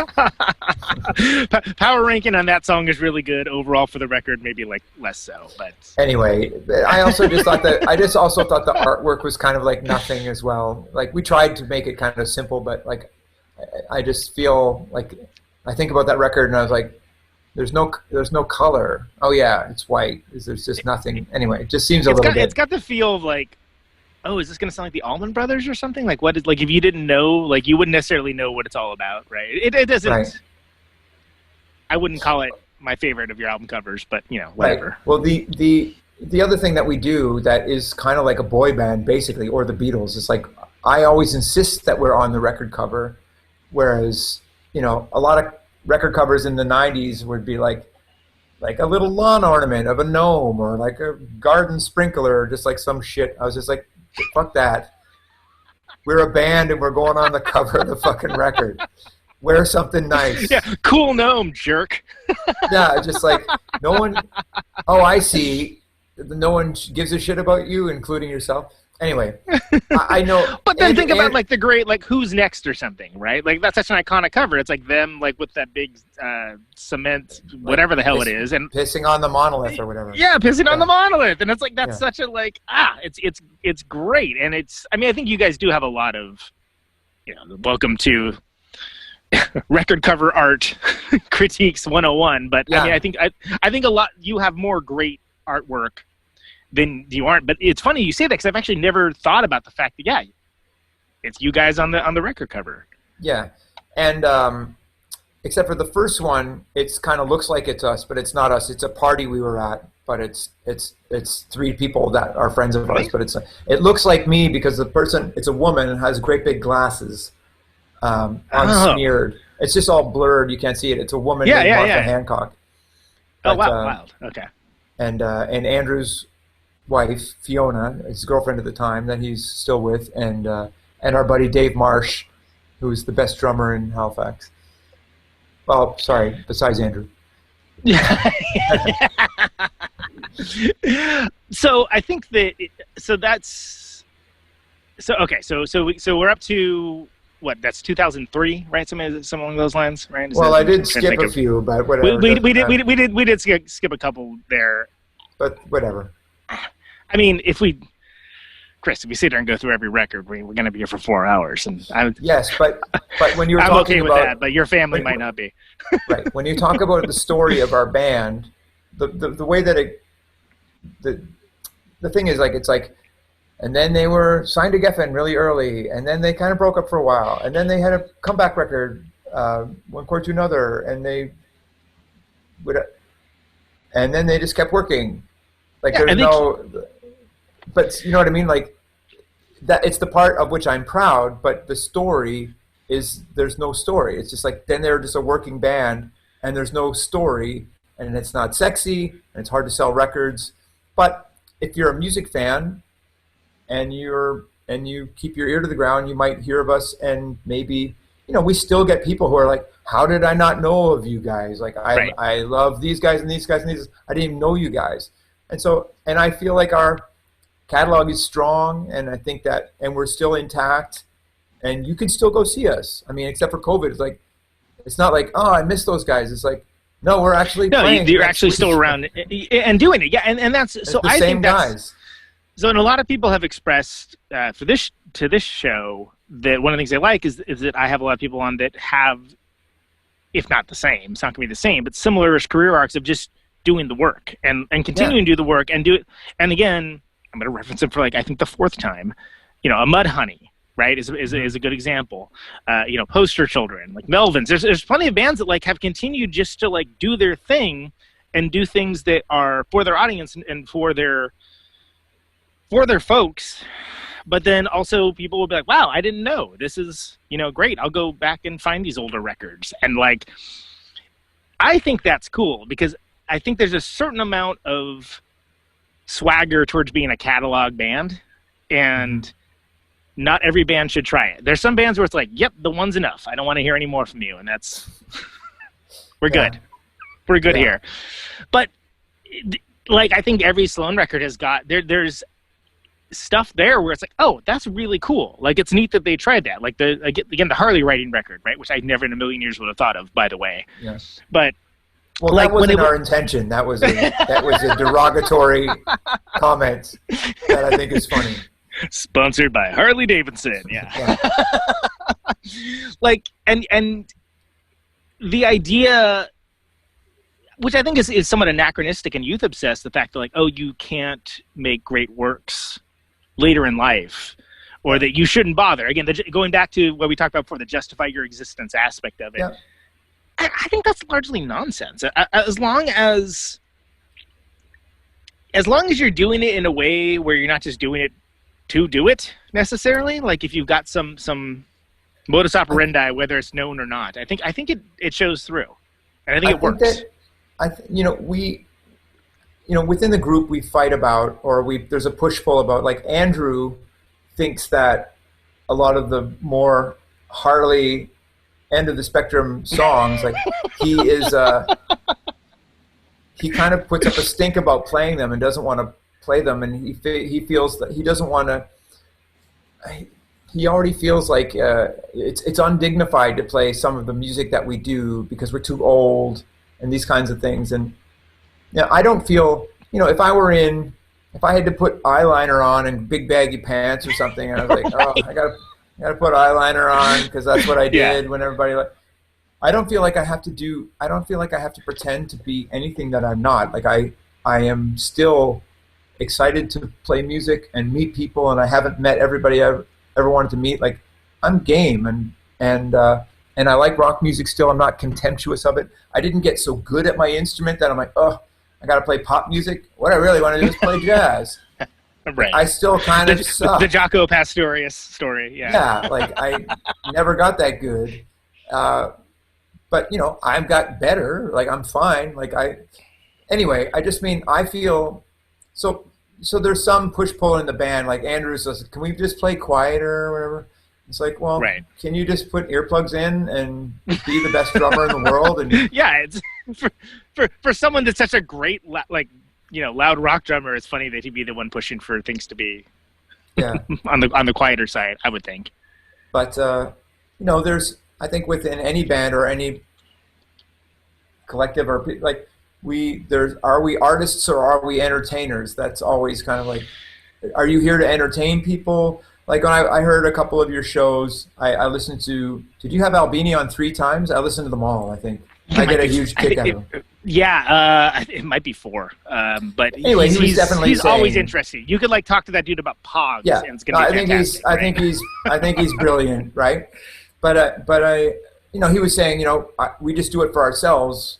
I don't kind of saying like I don't care if other people are interested. We're just doing it for ourselves, and I don't exactly feel that way, which I guess makes me an entertainer, which I guess makes me less artistically viable seeming or whatever. But I mean, I'm just I think that I have a proper balance. I'm into playing our new songs. I don't want to just come out and be a heritage act. I'm into continuing to write and continuing to produce material, but I don't think of myself as a heavy-duty artist or anything like that. I'm especially in the context of the band, I'm more of an entertainer. Andrew is more of an artist, and he makes me appear less a fool because of how artistic and cool and beautiful and stoic he is. If it were 4 guys like me, I'd be in the Bare Naked Ladies. If it were 4 guys like him, he'd be in Sisters of Mercy, or I don't know what. Right. But then also, it's not like there's a correct path, right? Like the idea of being the entertainer versus the artist. Like there's a Venn diagram, an overlapping Venn diagram. Where it's like maybe you got like Kiss on one side and you've got Neil Young over there. Yeah. Okay, fine. Then I think it works, and there's a certain alchemy to it with what you guys do that both sides of that come across, but without being precious about it and without being hit you over the head with a hammer either. I mean, I think that we got a pretty good balance going on. I think that there are some things we could fight about that I don't want to talk about, or some stuff gets serious, but the ways that we disagree, or Patrick makes fun of me for showboating or whatever, I'm into playing up all of those. I'm into the sort of the fun fighting or whatever. I'm into, because we do disagree all the time, and and you can't help but disagree, and there really is no boss, but you can't get fired, so we're stuck with each other. Well, and you kind of did a self-effacing thing with your playing ability, but there's also, not everybody should be trying to do a notes per minute academic exercise thing too. There's, when I think of, for instance, when I think of Sloan, I think of oh wow, solid songs, right? There's some bands within my own unit. We always talk about sound bands versus song bands. There's some bands their give me sound some examples. is great. Oh no, Oh, it's an off-air. It's an off-air. This is an off-air conversation Okay, for yeah. sure. But meaning that like some bands, they have a great sound, like they make for a great live act, but you're like, I'm not going to throw that record on. You know, I don't Right. like whatever. It doesn't matter. And there's some bands that are song bands where it's like, okay, maybe the live experience, it's fine, but God, the records kill. And some of the best bands are bands that do both. But I think you've got, just like how we were talking about, Andrew has like a really strong musicality to his drumming. I mean, I think whether or not you're, again, academic decathlon level bass playing or not, like, dude, it works really well. And it reminded me too, like, how'd you get into playing those kind of, is it a short scale? How did that, was that like an aesthetic choice? Was that just what you ended up with? Like, cause it's kind of an interesting vibe. My roommate owned it. I was going to buy it off him for $200, and he sold it to the music store. And then I went to the music store to buy it, and they charged me $400. So I've been mad about it ever since. But I got a lot of use out of it. The thing is, it's just like bass guitars are too big, and they break your back. They are, yeah. And if So you're not I like basically- a gigantic person, I got it's a small lot of weight. hands. Yeah. You know, I'm 5'10" or whatever, but it's just a pain in the ass to use a bigger bass. I think it looks cool too. You know, Bill Wyman had one. Tina Weymouth had one. I don't know. They're cool. Well, and so what do you, when you think about, because it seems like even when you're adding on to the dude's songs, you're still coming out from the position of what makes for a strong arrangement, what makes for a strong addition to the greater whole. And, you know, I think it works without being like very flashy necessarily, but it's like, you know, there's some like really cool, like functional flourishes, sure, that you do that are in there. Like, are you thinking about like, hey, let's just try to do something kind of cool here and see what happens, or is it something where it's more logical? Is it a feel thing? Like, how when you're doing it, like, where does it come from? Playing bass? I guess, yeah. How do you play bass, Chris Murphy? No, but like, Well, specifically the style of bass that you play. What are you thinking about in terms of with the songs and how it all comes together? I mean, Or are you? I think I'm just a combination of Paul McCartney and Gene Simmons, basically. Just like trying to stay out of the way, I guess. But whatever. You know, Paul McCartney famously played bass after the bed track was done. He did bass last, kind of thing, or he would like even after the singing. So he'd be like, okay, they're singing here. I got to kind of play, and then there's a place to flourish or whatever. Like, I often do that too.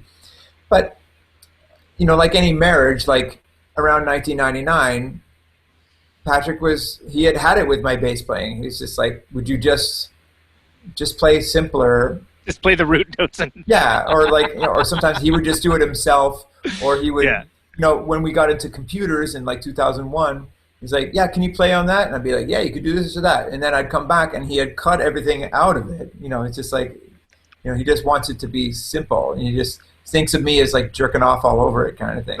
and once you just do like the what's that? I think it's like the Kids in the Hall skit where the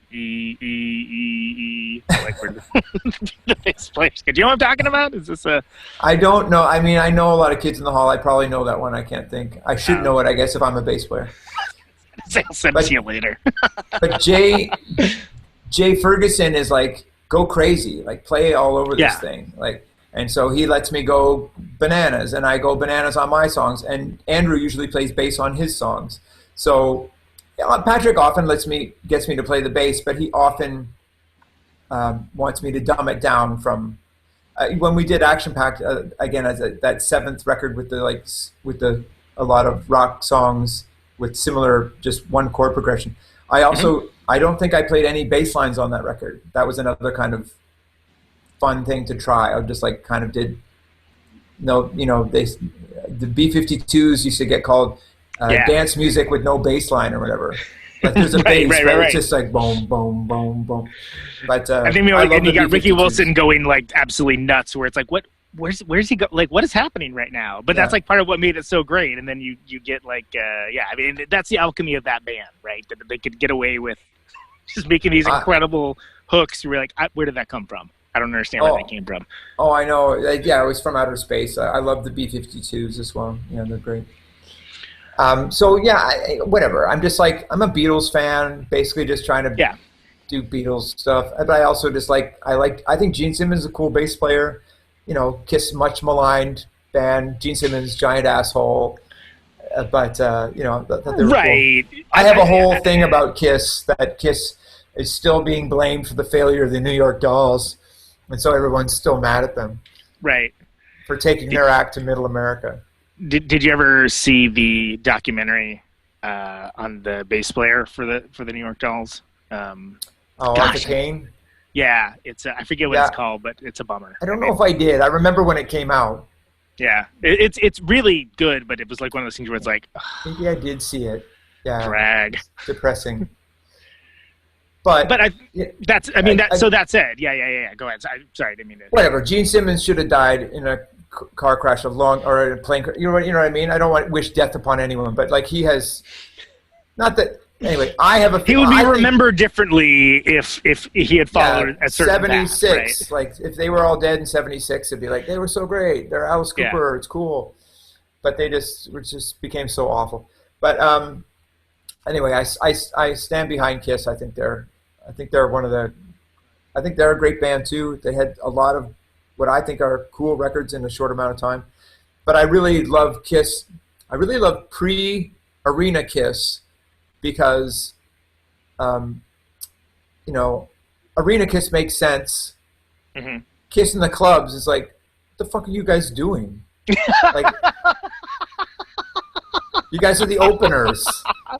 Yeah. You're hanging a sign? We're on after you. Yeah. Well, who's going to be taking that down? Are you going to be doing that? Like, yeah, exactly. Is that what are you doing replay too, or?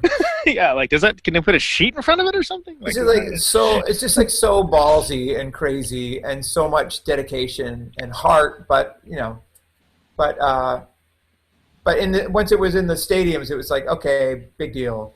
But when it was just, I love looking at. Follow a whole bunch of like Kiss stupid stuff on Instagram just love the pictures of them in '75. Yeah, they're just so hungry and so cool. And anyway, and Gene Simmons, like he was kind of before, he was kind of like singing like he was singing like, yes, I think I'm going. Like he was a cool singer too, but like everything got wrecked. But anyway, what am I talking about? Then I opened up my own business. And that's how I came to farm alpacas. Yeah. How about so we've talked a lot about how like the songs, all the different songs from the different writers fit on the record, and you know, it being a democracy and stuff. I'm reminded of Commonwealth, where you actually split it up, and it's like, and there was something where it's like, oh, like when that came out, it's like, yeah, I guess they've never done that. That's a thing that they haven't done. So did you look at that like as a challenge? Or speaking of Kiss, like remember when they did like the solo records? Yes. And, yes. So the record of which you speak is a double record on vinyl, and where we usually sequence the record compilation style, you know, like the Beatles' Revolver or wherever. So like, you know, different stylistic changes that careen into each other, and the more different kind of the better or whatever. You know, we had been accused. You know, people have criticized us of like, this record is okay, but it's like a compilation. But that never bothers me. It's like, so is Revolver. So are the greatest records of all time. And so the record Commonwealth was, we decided we were not going to sequence it like a compilation. We were going to sequence it like 4 mini solo EPs kind of thing. And the flow of each side kind of works almost as a piece in and of itself, like as a record in and of itself. Yeah, or not. Like it was up to you if you wanted to do it. Like whatever, however you wanted to fly with it. Yeah. Yeah. So Andrews is one long song, which is kind of like 6 or so sub songs that are kind of smashed together. Like Patrick's are kind of Patrick's are kind of unrelated. Jay's kind of flow together. I don't know if they all flow together. Mine kind of flow together. But we didn't want there to be a side 1, 2, 3, or 4. So that was Commonwealth was done up. The motif of that record is like playing cards. So it's cards, spade, diamond. Each of us is depicted as a king of the suit of cards, and so like there's side diamonds, side hearts, side spade side clubs. So it's supposed to be non-hierarchical or whatever. But it's kind of alphabetical. It's like Jay, then me, then Patrick, then Andrew. Right. Yeah. Well, and it's something where it's a way of presenting, Sloan in a way that, true heads will know, right? Yes, but like I think that my point in undertaking it was, we're one of the only bands that can do this.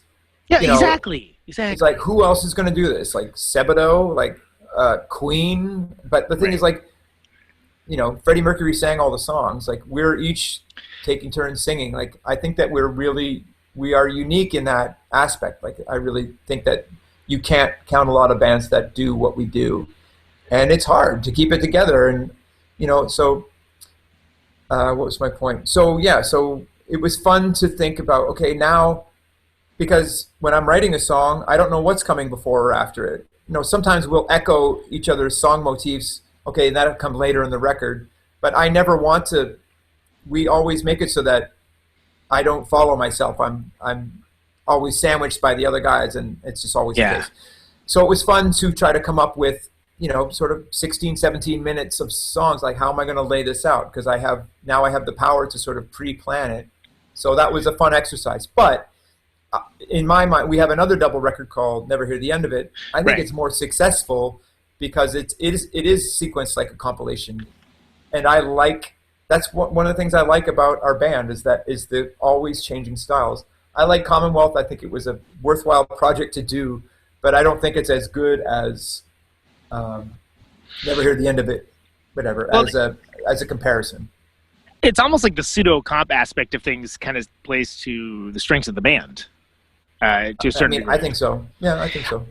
So and which leads me to if you think about sequencing and like when things are fitting together, like are you like what comes into play? I mean, there's certain, obviously there's vibe. There's like, okay, that's in this key, that like has we like do a this bit of thing that happens. Yeah, I mean, sometimes we've done records where we try to so the last chord of this is the same as the first chord of that, so we'll cut off the last note of that and it'll go right into that. Whatever, we do some of that too, and but sometimes it just becomes relentless, so you have to make breaks. I don't think there's anything that I have to say on the matter that is illuminating, but I love sequencing, and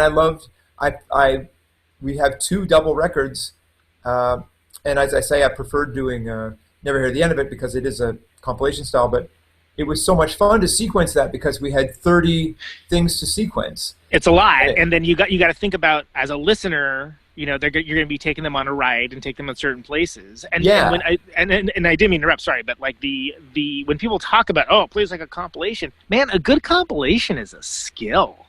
Just like sequencing a record is a skill. Yeah, I mean, there's records that are brilliant. It's like, why did you put that there? Like this would be, this is no. Or at least that's how I feel about it. I'm sure we've done that too. I mean, when we did Between the Bridges, it starts with a slow song. We up until then we were kind of like, well, you have to start with something exciting to bring people in, and then we started with the slow song, and then it was and then it tanked, and then we're like, did we make a fucking huge mistake here? Right. Should have done like The Good in Everyone, or Says What She Means, or something. Yeah, just start off with a ripper. We had rock song. We should have started with Losing California. Why did we not do that? It's so stupid.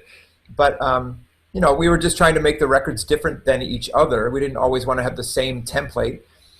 But the thing is that with 4 writers, you only get, on a 12-song record, you only get 3 chances.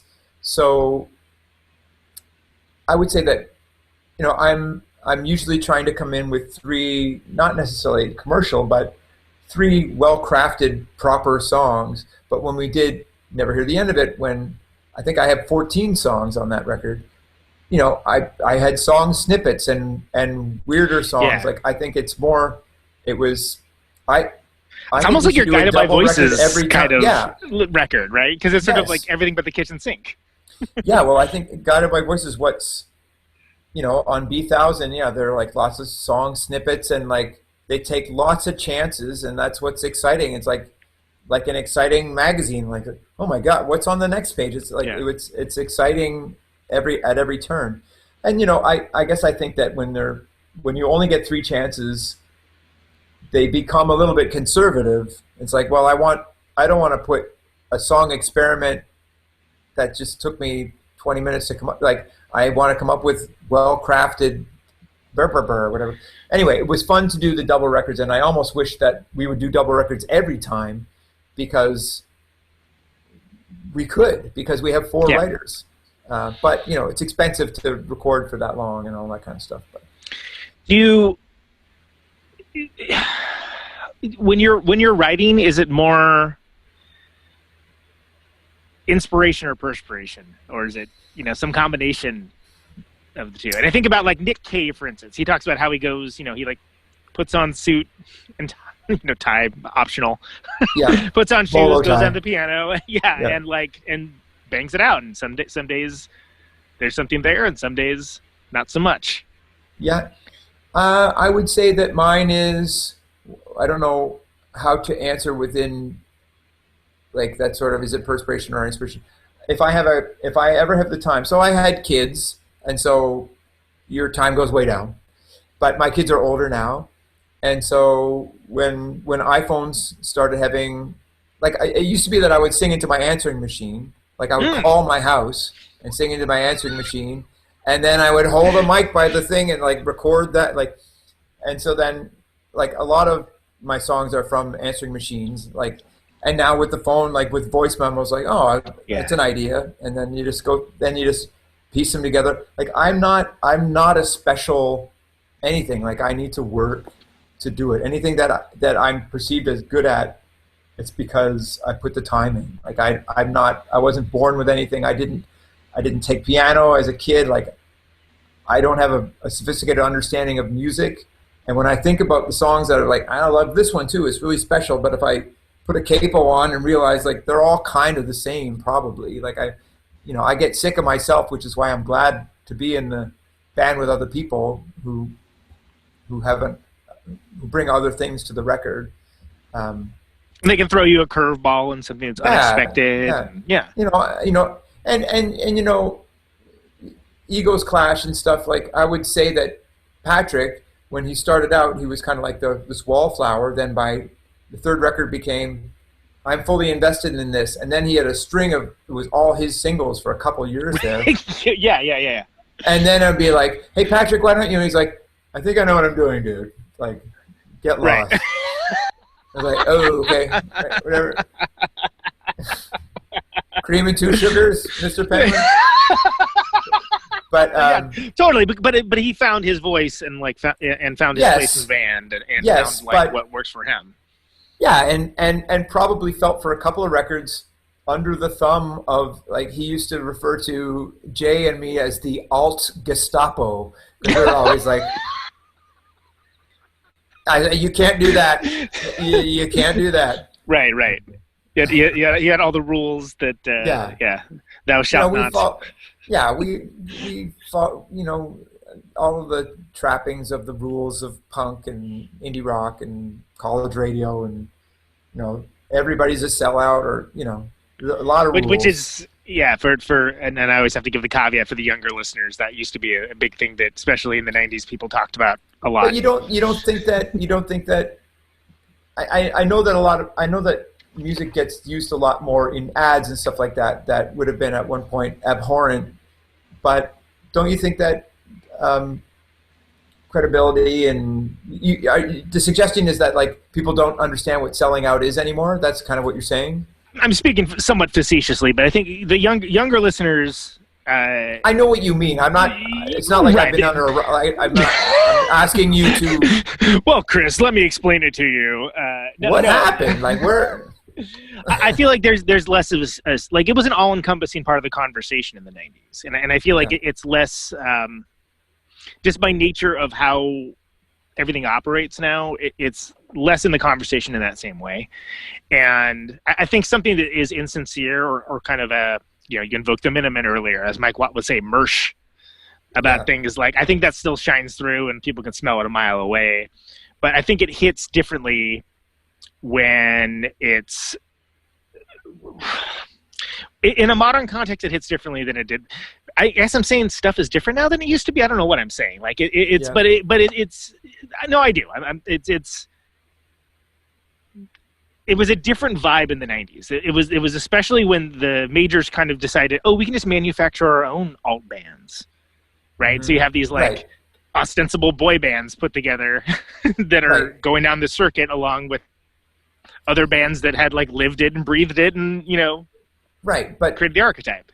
right, and as I sort of say, like you could say that we're like that. Like I know that there was a whole essay like Thurston Moore shitting on Weezer. I Right. forget what it was, but I was be like, in my mind, when the first Weezer record came out, I'd be like, I'm kind of more into Weezer than Sonic Youth. Like, It's like heavy cars and with like Yeah. the songs are good. Like I mean, it's what am I pop gonna music. say? Like to me, it just sounded like Sonic Youth. I have nothing against Sonic Youth, and I appreciate what's great about them. And Right. but they basically I think kind of felt like they could wave their magic wand. It's like these guys can't come in, and in my mind, it was kind of like because Like the their songs are Al better. Because their songs are better. Yeah. Like because you guys, you have a cool thing, and whatever. I don't want to come off as No, because I Sonic think Youth. no, but you're on to something. So I had Alex Newport on somewhat recently from the band Fudge Tunnel from the 90s, and Theory of Ruin, Nail Bomb, a bunch of other things. But like, he's an unabashed Weezer fan, and like a lot of fans of the show that were like, we'll call it purveyors of the heavy, were just like, like, how could he? And it's like, well, they're good songs, man. Like, Right. it's not Well, for so- you. That's fine. He's a producer. Well, You think I he heard doesn't your get sick of hearing, like doom bands coming in sound like third-rate Melvins? Of course he Right. does. Well, I heard your Stephen McDonald one where he was saying that they were Melvins fans that would, he got the can of beer in the face or whatever. Yeah, and it's like he's bringing the show, man. Like, and if you don't like it, okay, but like, come on, that's so. He's a treasure. He's a national treasure, Stephen McDonald. Yes, but Red Cross, Weezer, Sloan. I mean, I think that that's a different than Sonic Youth, say, but where's Nirvana? Like Nirvana had great songs. Sonic Youth don't have that many great songs. Like Nirvana had amazing songs. I mean, I guess maybe it speaks to some of your like sound bands and. I was just gonna say, yeah. I adore Sonic Youth. Yeah. I My really favorite do. Sonic Youth. My favorite Sonic Youth was Goo, their commercial stuff. Yeah. Like And they have been a song band, but they the vast majority of Sonic Youth's career, they have definitely been a sound band for sure. But it's art and it's stuff like I get it, but yeah, I never listen to it, but I'm behind it, but I'm not listening to it. Right, totally, and it's interesting to hear your perspective on that because I hear a lot of what you're saying. I actually am completely 100% of one mind with you on that, but some of it you articulate too much of this stuff and you sound like a crank or whatever. But it's like okay, but you shouldn't be like putting walls up. Punk rock or whatever isn't about like putting walls up and making rules necessarily, but it's like, oh, these guys can be let in, these guys can't.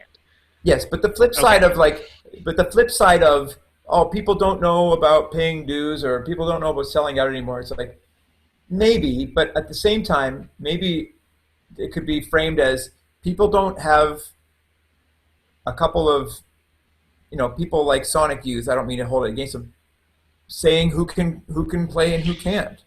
Right. It's like there's no gatekeepers anymore. Everyone's able to. Yeah. I mean, but the thing is, like, I knew that. What's the band that sang like "Let's Jail"? Come on, like. Whatever. I knew that. I know what you're talking about. Yeah. I knew that was terrible. Like, it's not like. I mean, But I like, and I also knew that. What's the Scott Whelan's band called? Stone Temple Pilots? Stone Temple Pilots, yeah. Yeah, they weren't allowed in because they were like these gross. but they had some of the greatest songs. Yeah. Like they had great songs. They too. got a couple of tunes where, like, if you were to do a blind, like, taste test, or listening, I guess it's not a taste test, but, like, people would be like, oh, that's good. Who is that? And be like, you'd be surprised. Whenever they came out, I was like, look at these fucking idiots. But then when when Big Bang Baby came out, I was like, yeah. This is awesome. These guys. Then are it's like, look at these fucking idiots. You just change the emphasis. Anyway, but. No, I agree, that was a harsh epiphany for me as a record store snob of being like, of course, fuck. It's like, do I have to like these guys? Yeah, this sucks. But I can't believe I'm being put in this position right now. But at the same time, but it's also like we all kind of bought into the goofiness of it's goofy to not like anyway. I grew up into punk rock and stuff, and I'm only now able to like certain songs that came out at a time when I would have never liked that song, like I don't know, like a Phil Collins song or whatever. I'm like, it's great. It's like, that's heavy. Wow, Genesis is heavy. Like, I wasn't gonna allow myself to listen to it back when I obeyed all the rules or whatever. Yeah, if you're listening to Black Flag and someone throws on Chicago, you're gonna be like, what? And then you're like, oh, actually, this kind of slams. there's some. Terra isn't total BS. Okay. Anyway, basically, I understand. I came from that time, and I know what it's like to define yourself by the music you listen to. And it's like, I can't like that anymore because that's what the jocks listen to, and Kurt Cobain is sad because jocks like his music or whatever. But it's also all kind of laughable now that I'm older. It's like, who cares? Can you? Very briefly, and Chris, I want to thank you so much for your time. This you're great. Yeah, thanks for having me. I don't. It's a great story. You told it on your solo show that I saw about Scott Pilgrim, and I think it's such an interesting story. Okay. And we spent a lot of time talking about Stone Temple Pilots, so we don't have a ton of time left. But if you could give me like the Reader's Digest version of it, I think it's so fascinating because I really love that movie. Yeah. And you had a huge part in like the music, the actual music that these actors were right. So meant to be playing. I had no part in the music. The music was made by Broken Social Scene and Beck and Metric. Right. And, but the presentation of the music, I mean to say. Sorry. Well, I was called in to try to help make the non-musician actors look like they could play, and I had what I call varying degrees of success. Some of the actors were determined to do a good job. Alison Pill worked her ass off to make it look like she could play drums, and she had never picked up a drums. Mark Webber, who had never picked up a guitar and was the guitar player in the main band, did not try very hard and was always like, after a take, he'd look over at me like winking, like, I did it, and I'd be like, dude, you suck. You were like, you really didn't. But so Edgar Wright, the director, asked me if it bothered me when bands looked like they couldn't play in the movies, and I said yes. So he gave me this job. It was a lot of fun. Michael Cera was hilarious. I didn't get to work with him that much because he already knew how to play, but I was on he was a set dude lot. that could play. Yeah, he could play. Yeah, but I was kind of babysitting these actors but there were some actors like Edgar Wright that was really into making. It was based on a graphic novel, and he really wanted the actors to look like these cartoons. So he was like, there was some guy in the band that had no lines in some other band, and I had to teach him to play guitar from scratch. I'm like, I can't spend any time with this guy. He has no lines. Like, get a different guy who plays. Get a bass player. As if there's nobody that can act that plays guitar in this world, right? That's what he didn't even need to act. He just needed to play bass. Just stand there. And play. He did look like the cartoon and play bass. Anyway, I got that guy fired. And that guy, Nigel Godrich, is a buddy of Edgar's, and he saw some of the footage of them rehearsing after Edgar saw it and loved it because Edgar doesn't know what it looks like to be playing it wrong. And I met Nigel, and he's like, yeah, I saw the footage. It looks terrible. And I'm like, well, where was I at casting? Like, these people they're not players. Yeah, these are non-musicians trying to play music, yeah. That's what he does in the movie, but he doesn't play. Like, anyway, so he ended up getting people fired, and I felt terrible. but it was super fun to be on that movie. And everybody, it was being talked about like I was the musical director of the movie or something. So everybody was contacting me to get their music in the movie. And I was like, how do I get my music in the movie? Yeah. Hey, if I figure it out, I'll let you know. But I think there are a couple of like Sloan T-shirts and Brian Lee O'Malley, who drew Scott Pilgrim, the graphic novel. He had lived in Halifax for a while, where we grew up, and he knew Sloan and liked us enough, and a lot of this kind of like indie rock that came out of that town. There was a band called Plum Tree that had a song called Scott Pilgrim, and the whole thing is based on that. Anyway, that was a super fun experience. And during that experience, I got hit by a car on my bike and broke my collarbone, so I didn't get to finish that job, but I was not brain damaged, killed, paralyzed, or disfigured. So it was. And you got some tunes out of it. There was that EP, right? Yeah, we have a hit. Yeah, but put out our next thing after that was an EP called Hit and Run, because the driver took off. Yeah. From the Planet of the Apes school of naming things. It's exactly what you think of in the title. Right. Very good. I don't know that joke, but that's good. I don't know if it's a joke. It's just a thing that I say. So, but is it the same? But you joke know what as I'm talking about. Snakes on a plane. It's Snakes on the Plane. Is from the Planet of the Apes school of naming things. It's the title. You know everything you need to know when you hear the title. Right. Okay. So, Chris, thank you so much. This has been awesome, man. I really appreciate having you on, talking to you. This has been great. Hey, you had Albini on a bunch of times. I'll come back. I got more to say. I was going to say, I would love to have you back sometime. You've heard the show, generally speaking, if it's not a special or something, I usually close it by just asking a single question, which is just, why do you do what you do? Because I was given an opportunity at a time when the music business came looking for things other than the worst kinds of music, and I was given an opportunity to do something with my life, and I made it so that my opportunity could last if we kept working, and that everybody would stay interested. And that's what I just had my head down doing it for 30 years, and I'm beyond grateful to be able to do it. And I have a modest living. I'm not rich, but I've made a living, and I'm super lucky, and I'm not going to let go of this opportunity I got 30 years ago. Very good. And you've got some more of these solo shows coming up. People should go to your Instagram, Sloan Dude, right? Yeah, so Sloan Dude Instagram. I got playing some, but I'm just a warning that I'm playing all different shows, so it gets pretty, some deep cuts on there. So if you only know a couple of Sloan songs, you might be like, what the hell is this shit? But I think there are some people who are Sloan lifers who are loving it. So I mean, I've got a pretty good understanding of the catalog, and you played a bunch of stuff. I'm like, I hadn't heard of this stuff before, but it was cool. It was all really cool, and I enjoyed it, and I likened it to seeing Tom Petty do the same thing. I don't know if you're a Tom Petty fan, but like I saw. And, I'm not, but we'll talk about it next time. Okay, all right. Well, it's not a big deal, but it was a similar situation where like a lot of stuff you pulled out. I'm like, I hadn't heard this before. Like what the hell is this? But like it was interesting as an overall vibe and an overall thing. And I'm a harsh critic of the solo show. And I don't like them. I never wanted to do them. That's why I haven't done them till now. It's like I like bands. I don't care about you. I don't care about your song.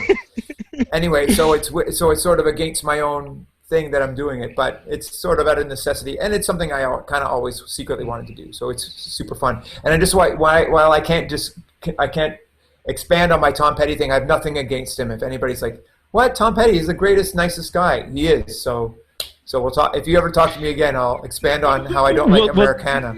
We'll save it. We'll save it for next time, and I look forward to that day. Thank you so much for having me, Chris. Thanks so much, man. Really appreciate it. Really appreciate it. Bye.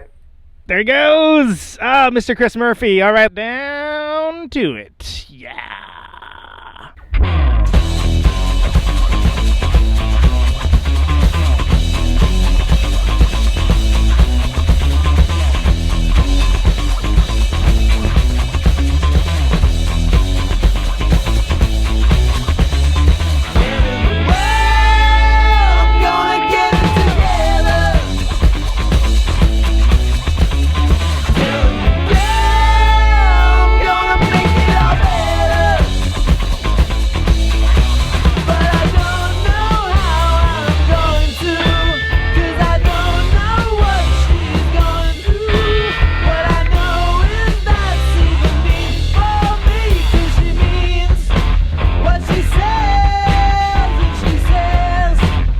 she means.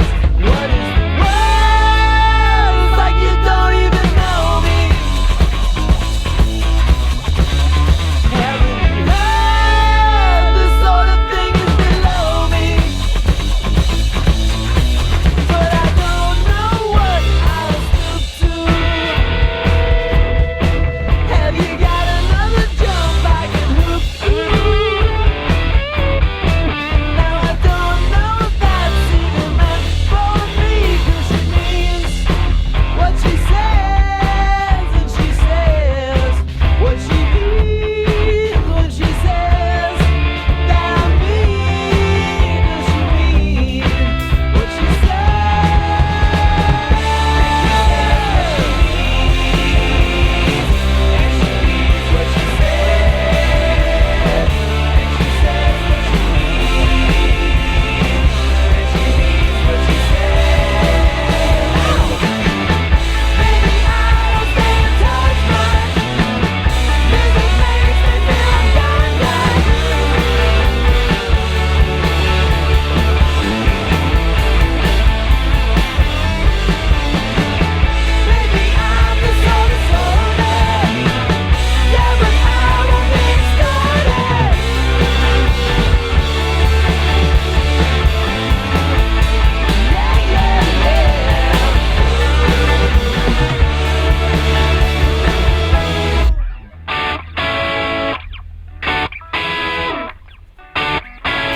Whenever you want me, whenever you need me, I know that you're angry, you know that I'm sorry.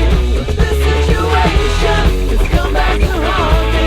Whenever you need me, whenever you want me, whenever you want me, whenever you need me, whenever you want me, whenever you need me, whenever you want me.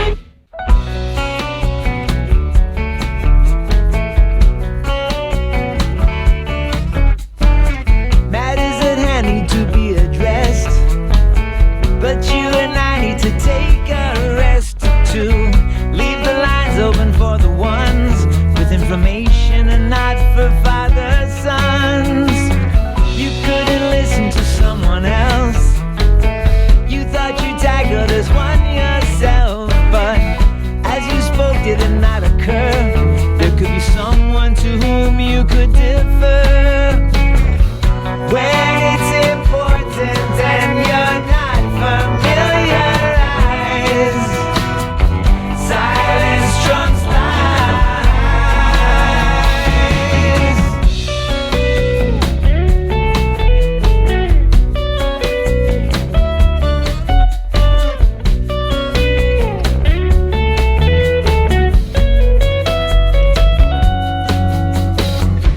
Oh, quiet is something to keep and be. Oh, would it kill you to wait and see? Oh, it's hard to hear any expertise. Oh, over here and our guarantees. Where there is proof and yet the loudest voice denies. Silence trumps lies.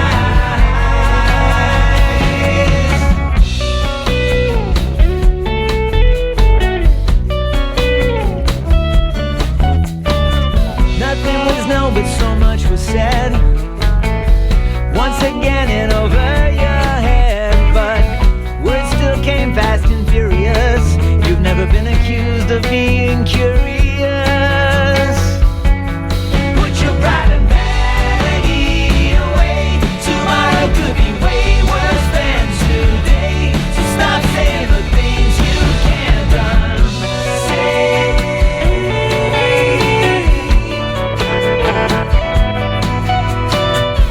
Just count to 10, don't be too quick to criticize. Where do you stand when you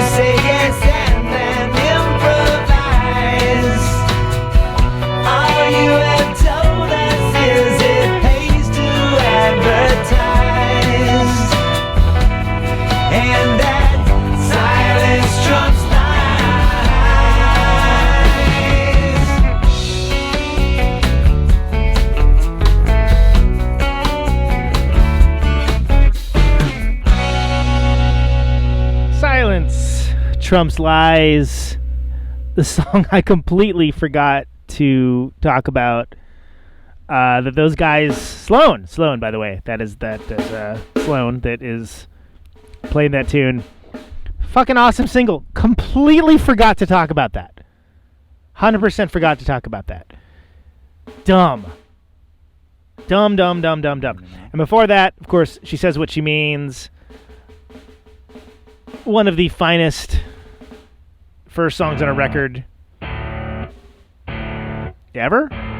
Yeah, sure. Also by Sloan, that's on Navy Blues. What a fucking cool guy. Pardon my goddamn French, but what a cool guy. That was rad. I hope you guys enjoyed that. Chris Murphy, Sloan Dude on Instagram.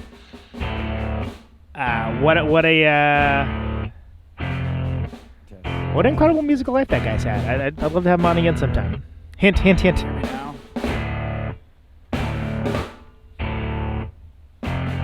Yeah. As we come to the close of our broadcast day. The name of the show is Conan Neutron's Protonic Reversal. Thank you so much for listening to it. This is my farewell transmission. This show airs on Radio Nope. Thursdays, 8 p.m. Eastern, 7 Central, 6 Mountain, 5 Pacific. Mr. and Mrs. America and all the ships at sea. ProtonicReversal.com for the archives. Anyone within the sound of my voice. Patreon.com/Protonic Reversal to hear the episodes quicker. $1 a month will get you there. I've got VIP access. 50,000 watts of power. You can Mackay tomorrow. Or next episode, however you're listening to this. I want to ionize the air. It's awesome. Feeling pretty good about stuff right now. Hope you are too. Hope you're hanging in there. Thanks for sharing the show around. Always appreciate it. Always appreciate you. Sound into electricity. For listening. For caring. Can you hear me now? Out on Route 128. Stay safe out there. Dark and lonely. I got my radio on. Take it easy. Can you hear me now? Can you hear me now?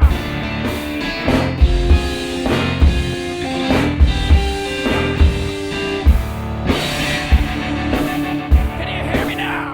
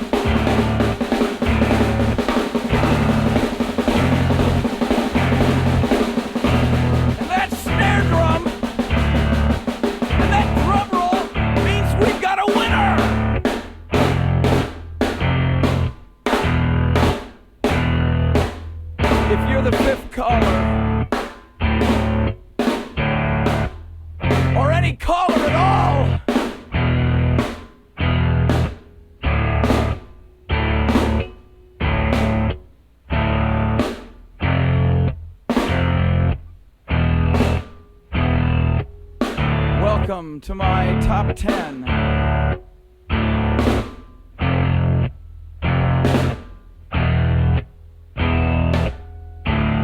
I'd like to thank our sponsor. But we haven't got a sponsor. Not if you were the last man on Earth. She was prepared to prove it. This one goes out to a special girl.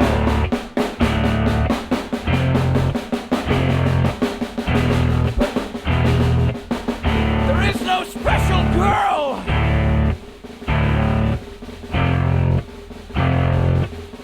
It's the end of radio. The last announcer plays the last record. The last broadcast. What? Leaves the transmitter. Circles the globe in search of a listener. Can you hear me now? Can you hear me now?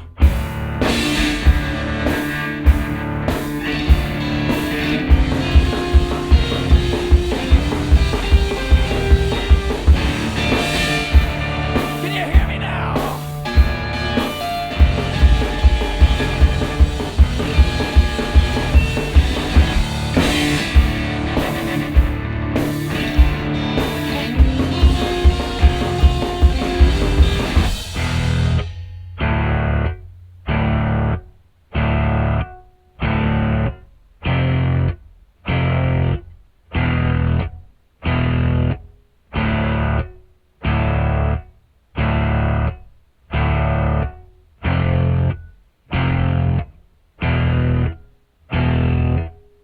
Is it really broadcasting if there's no one there to receive? It's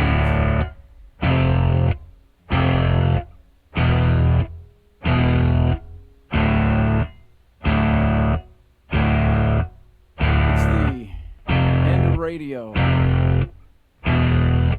As we come to the close of our broadcast day,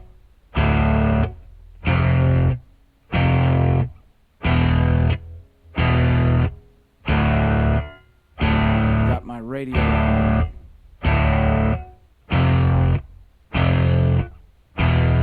Can you hear me now? Can you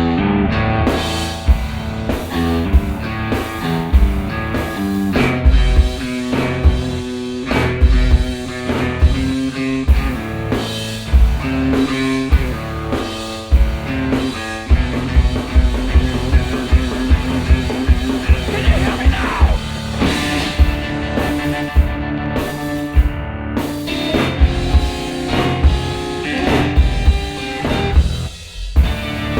hear me now?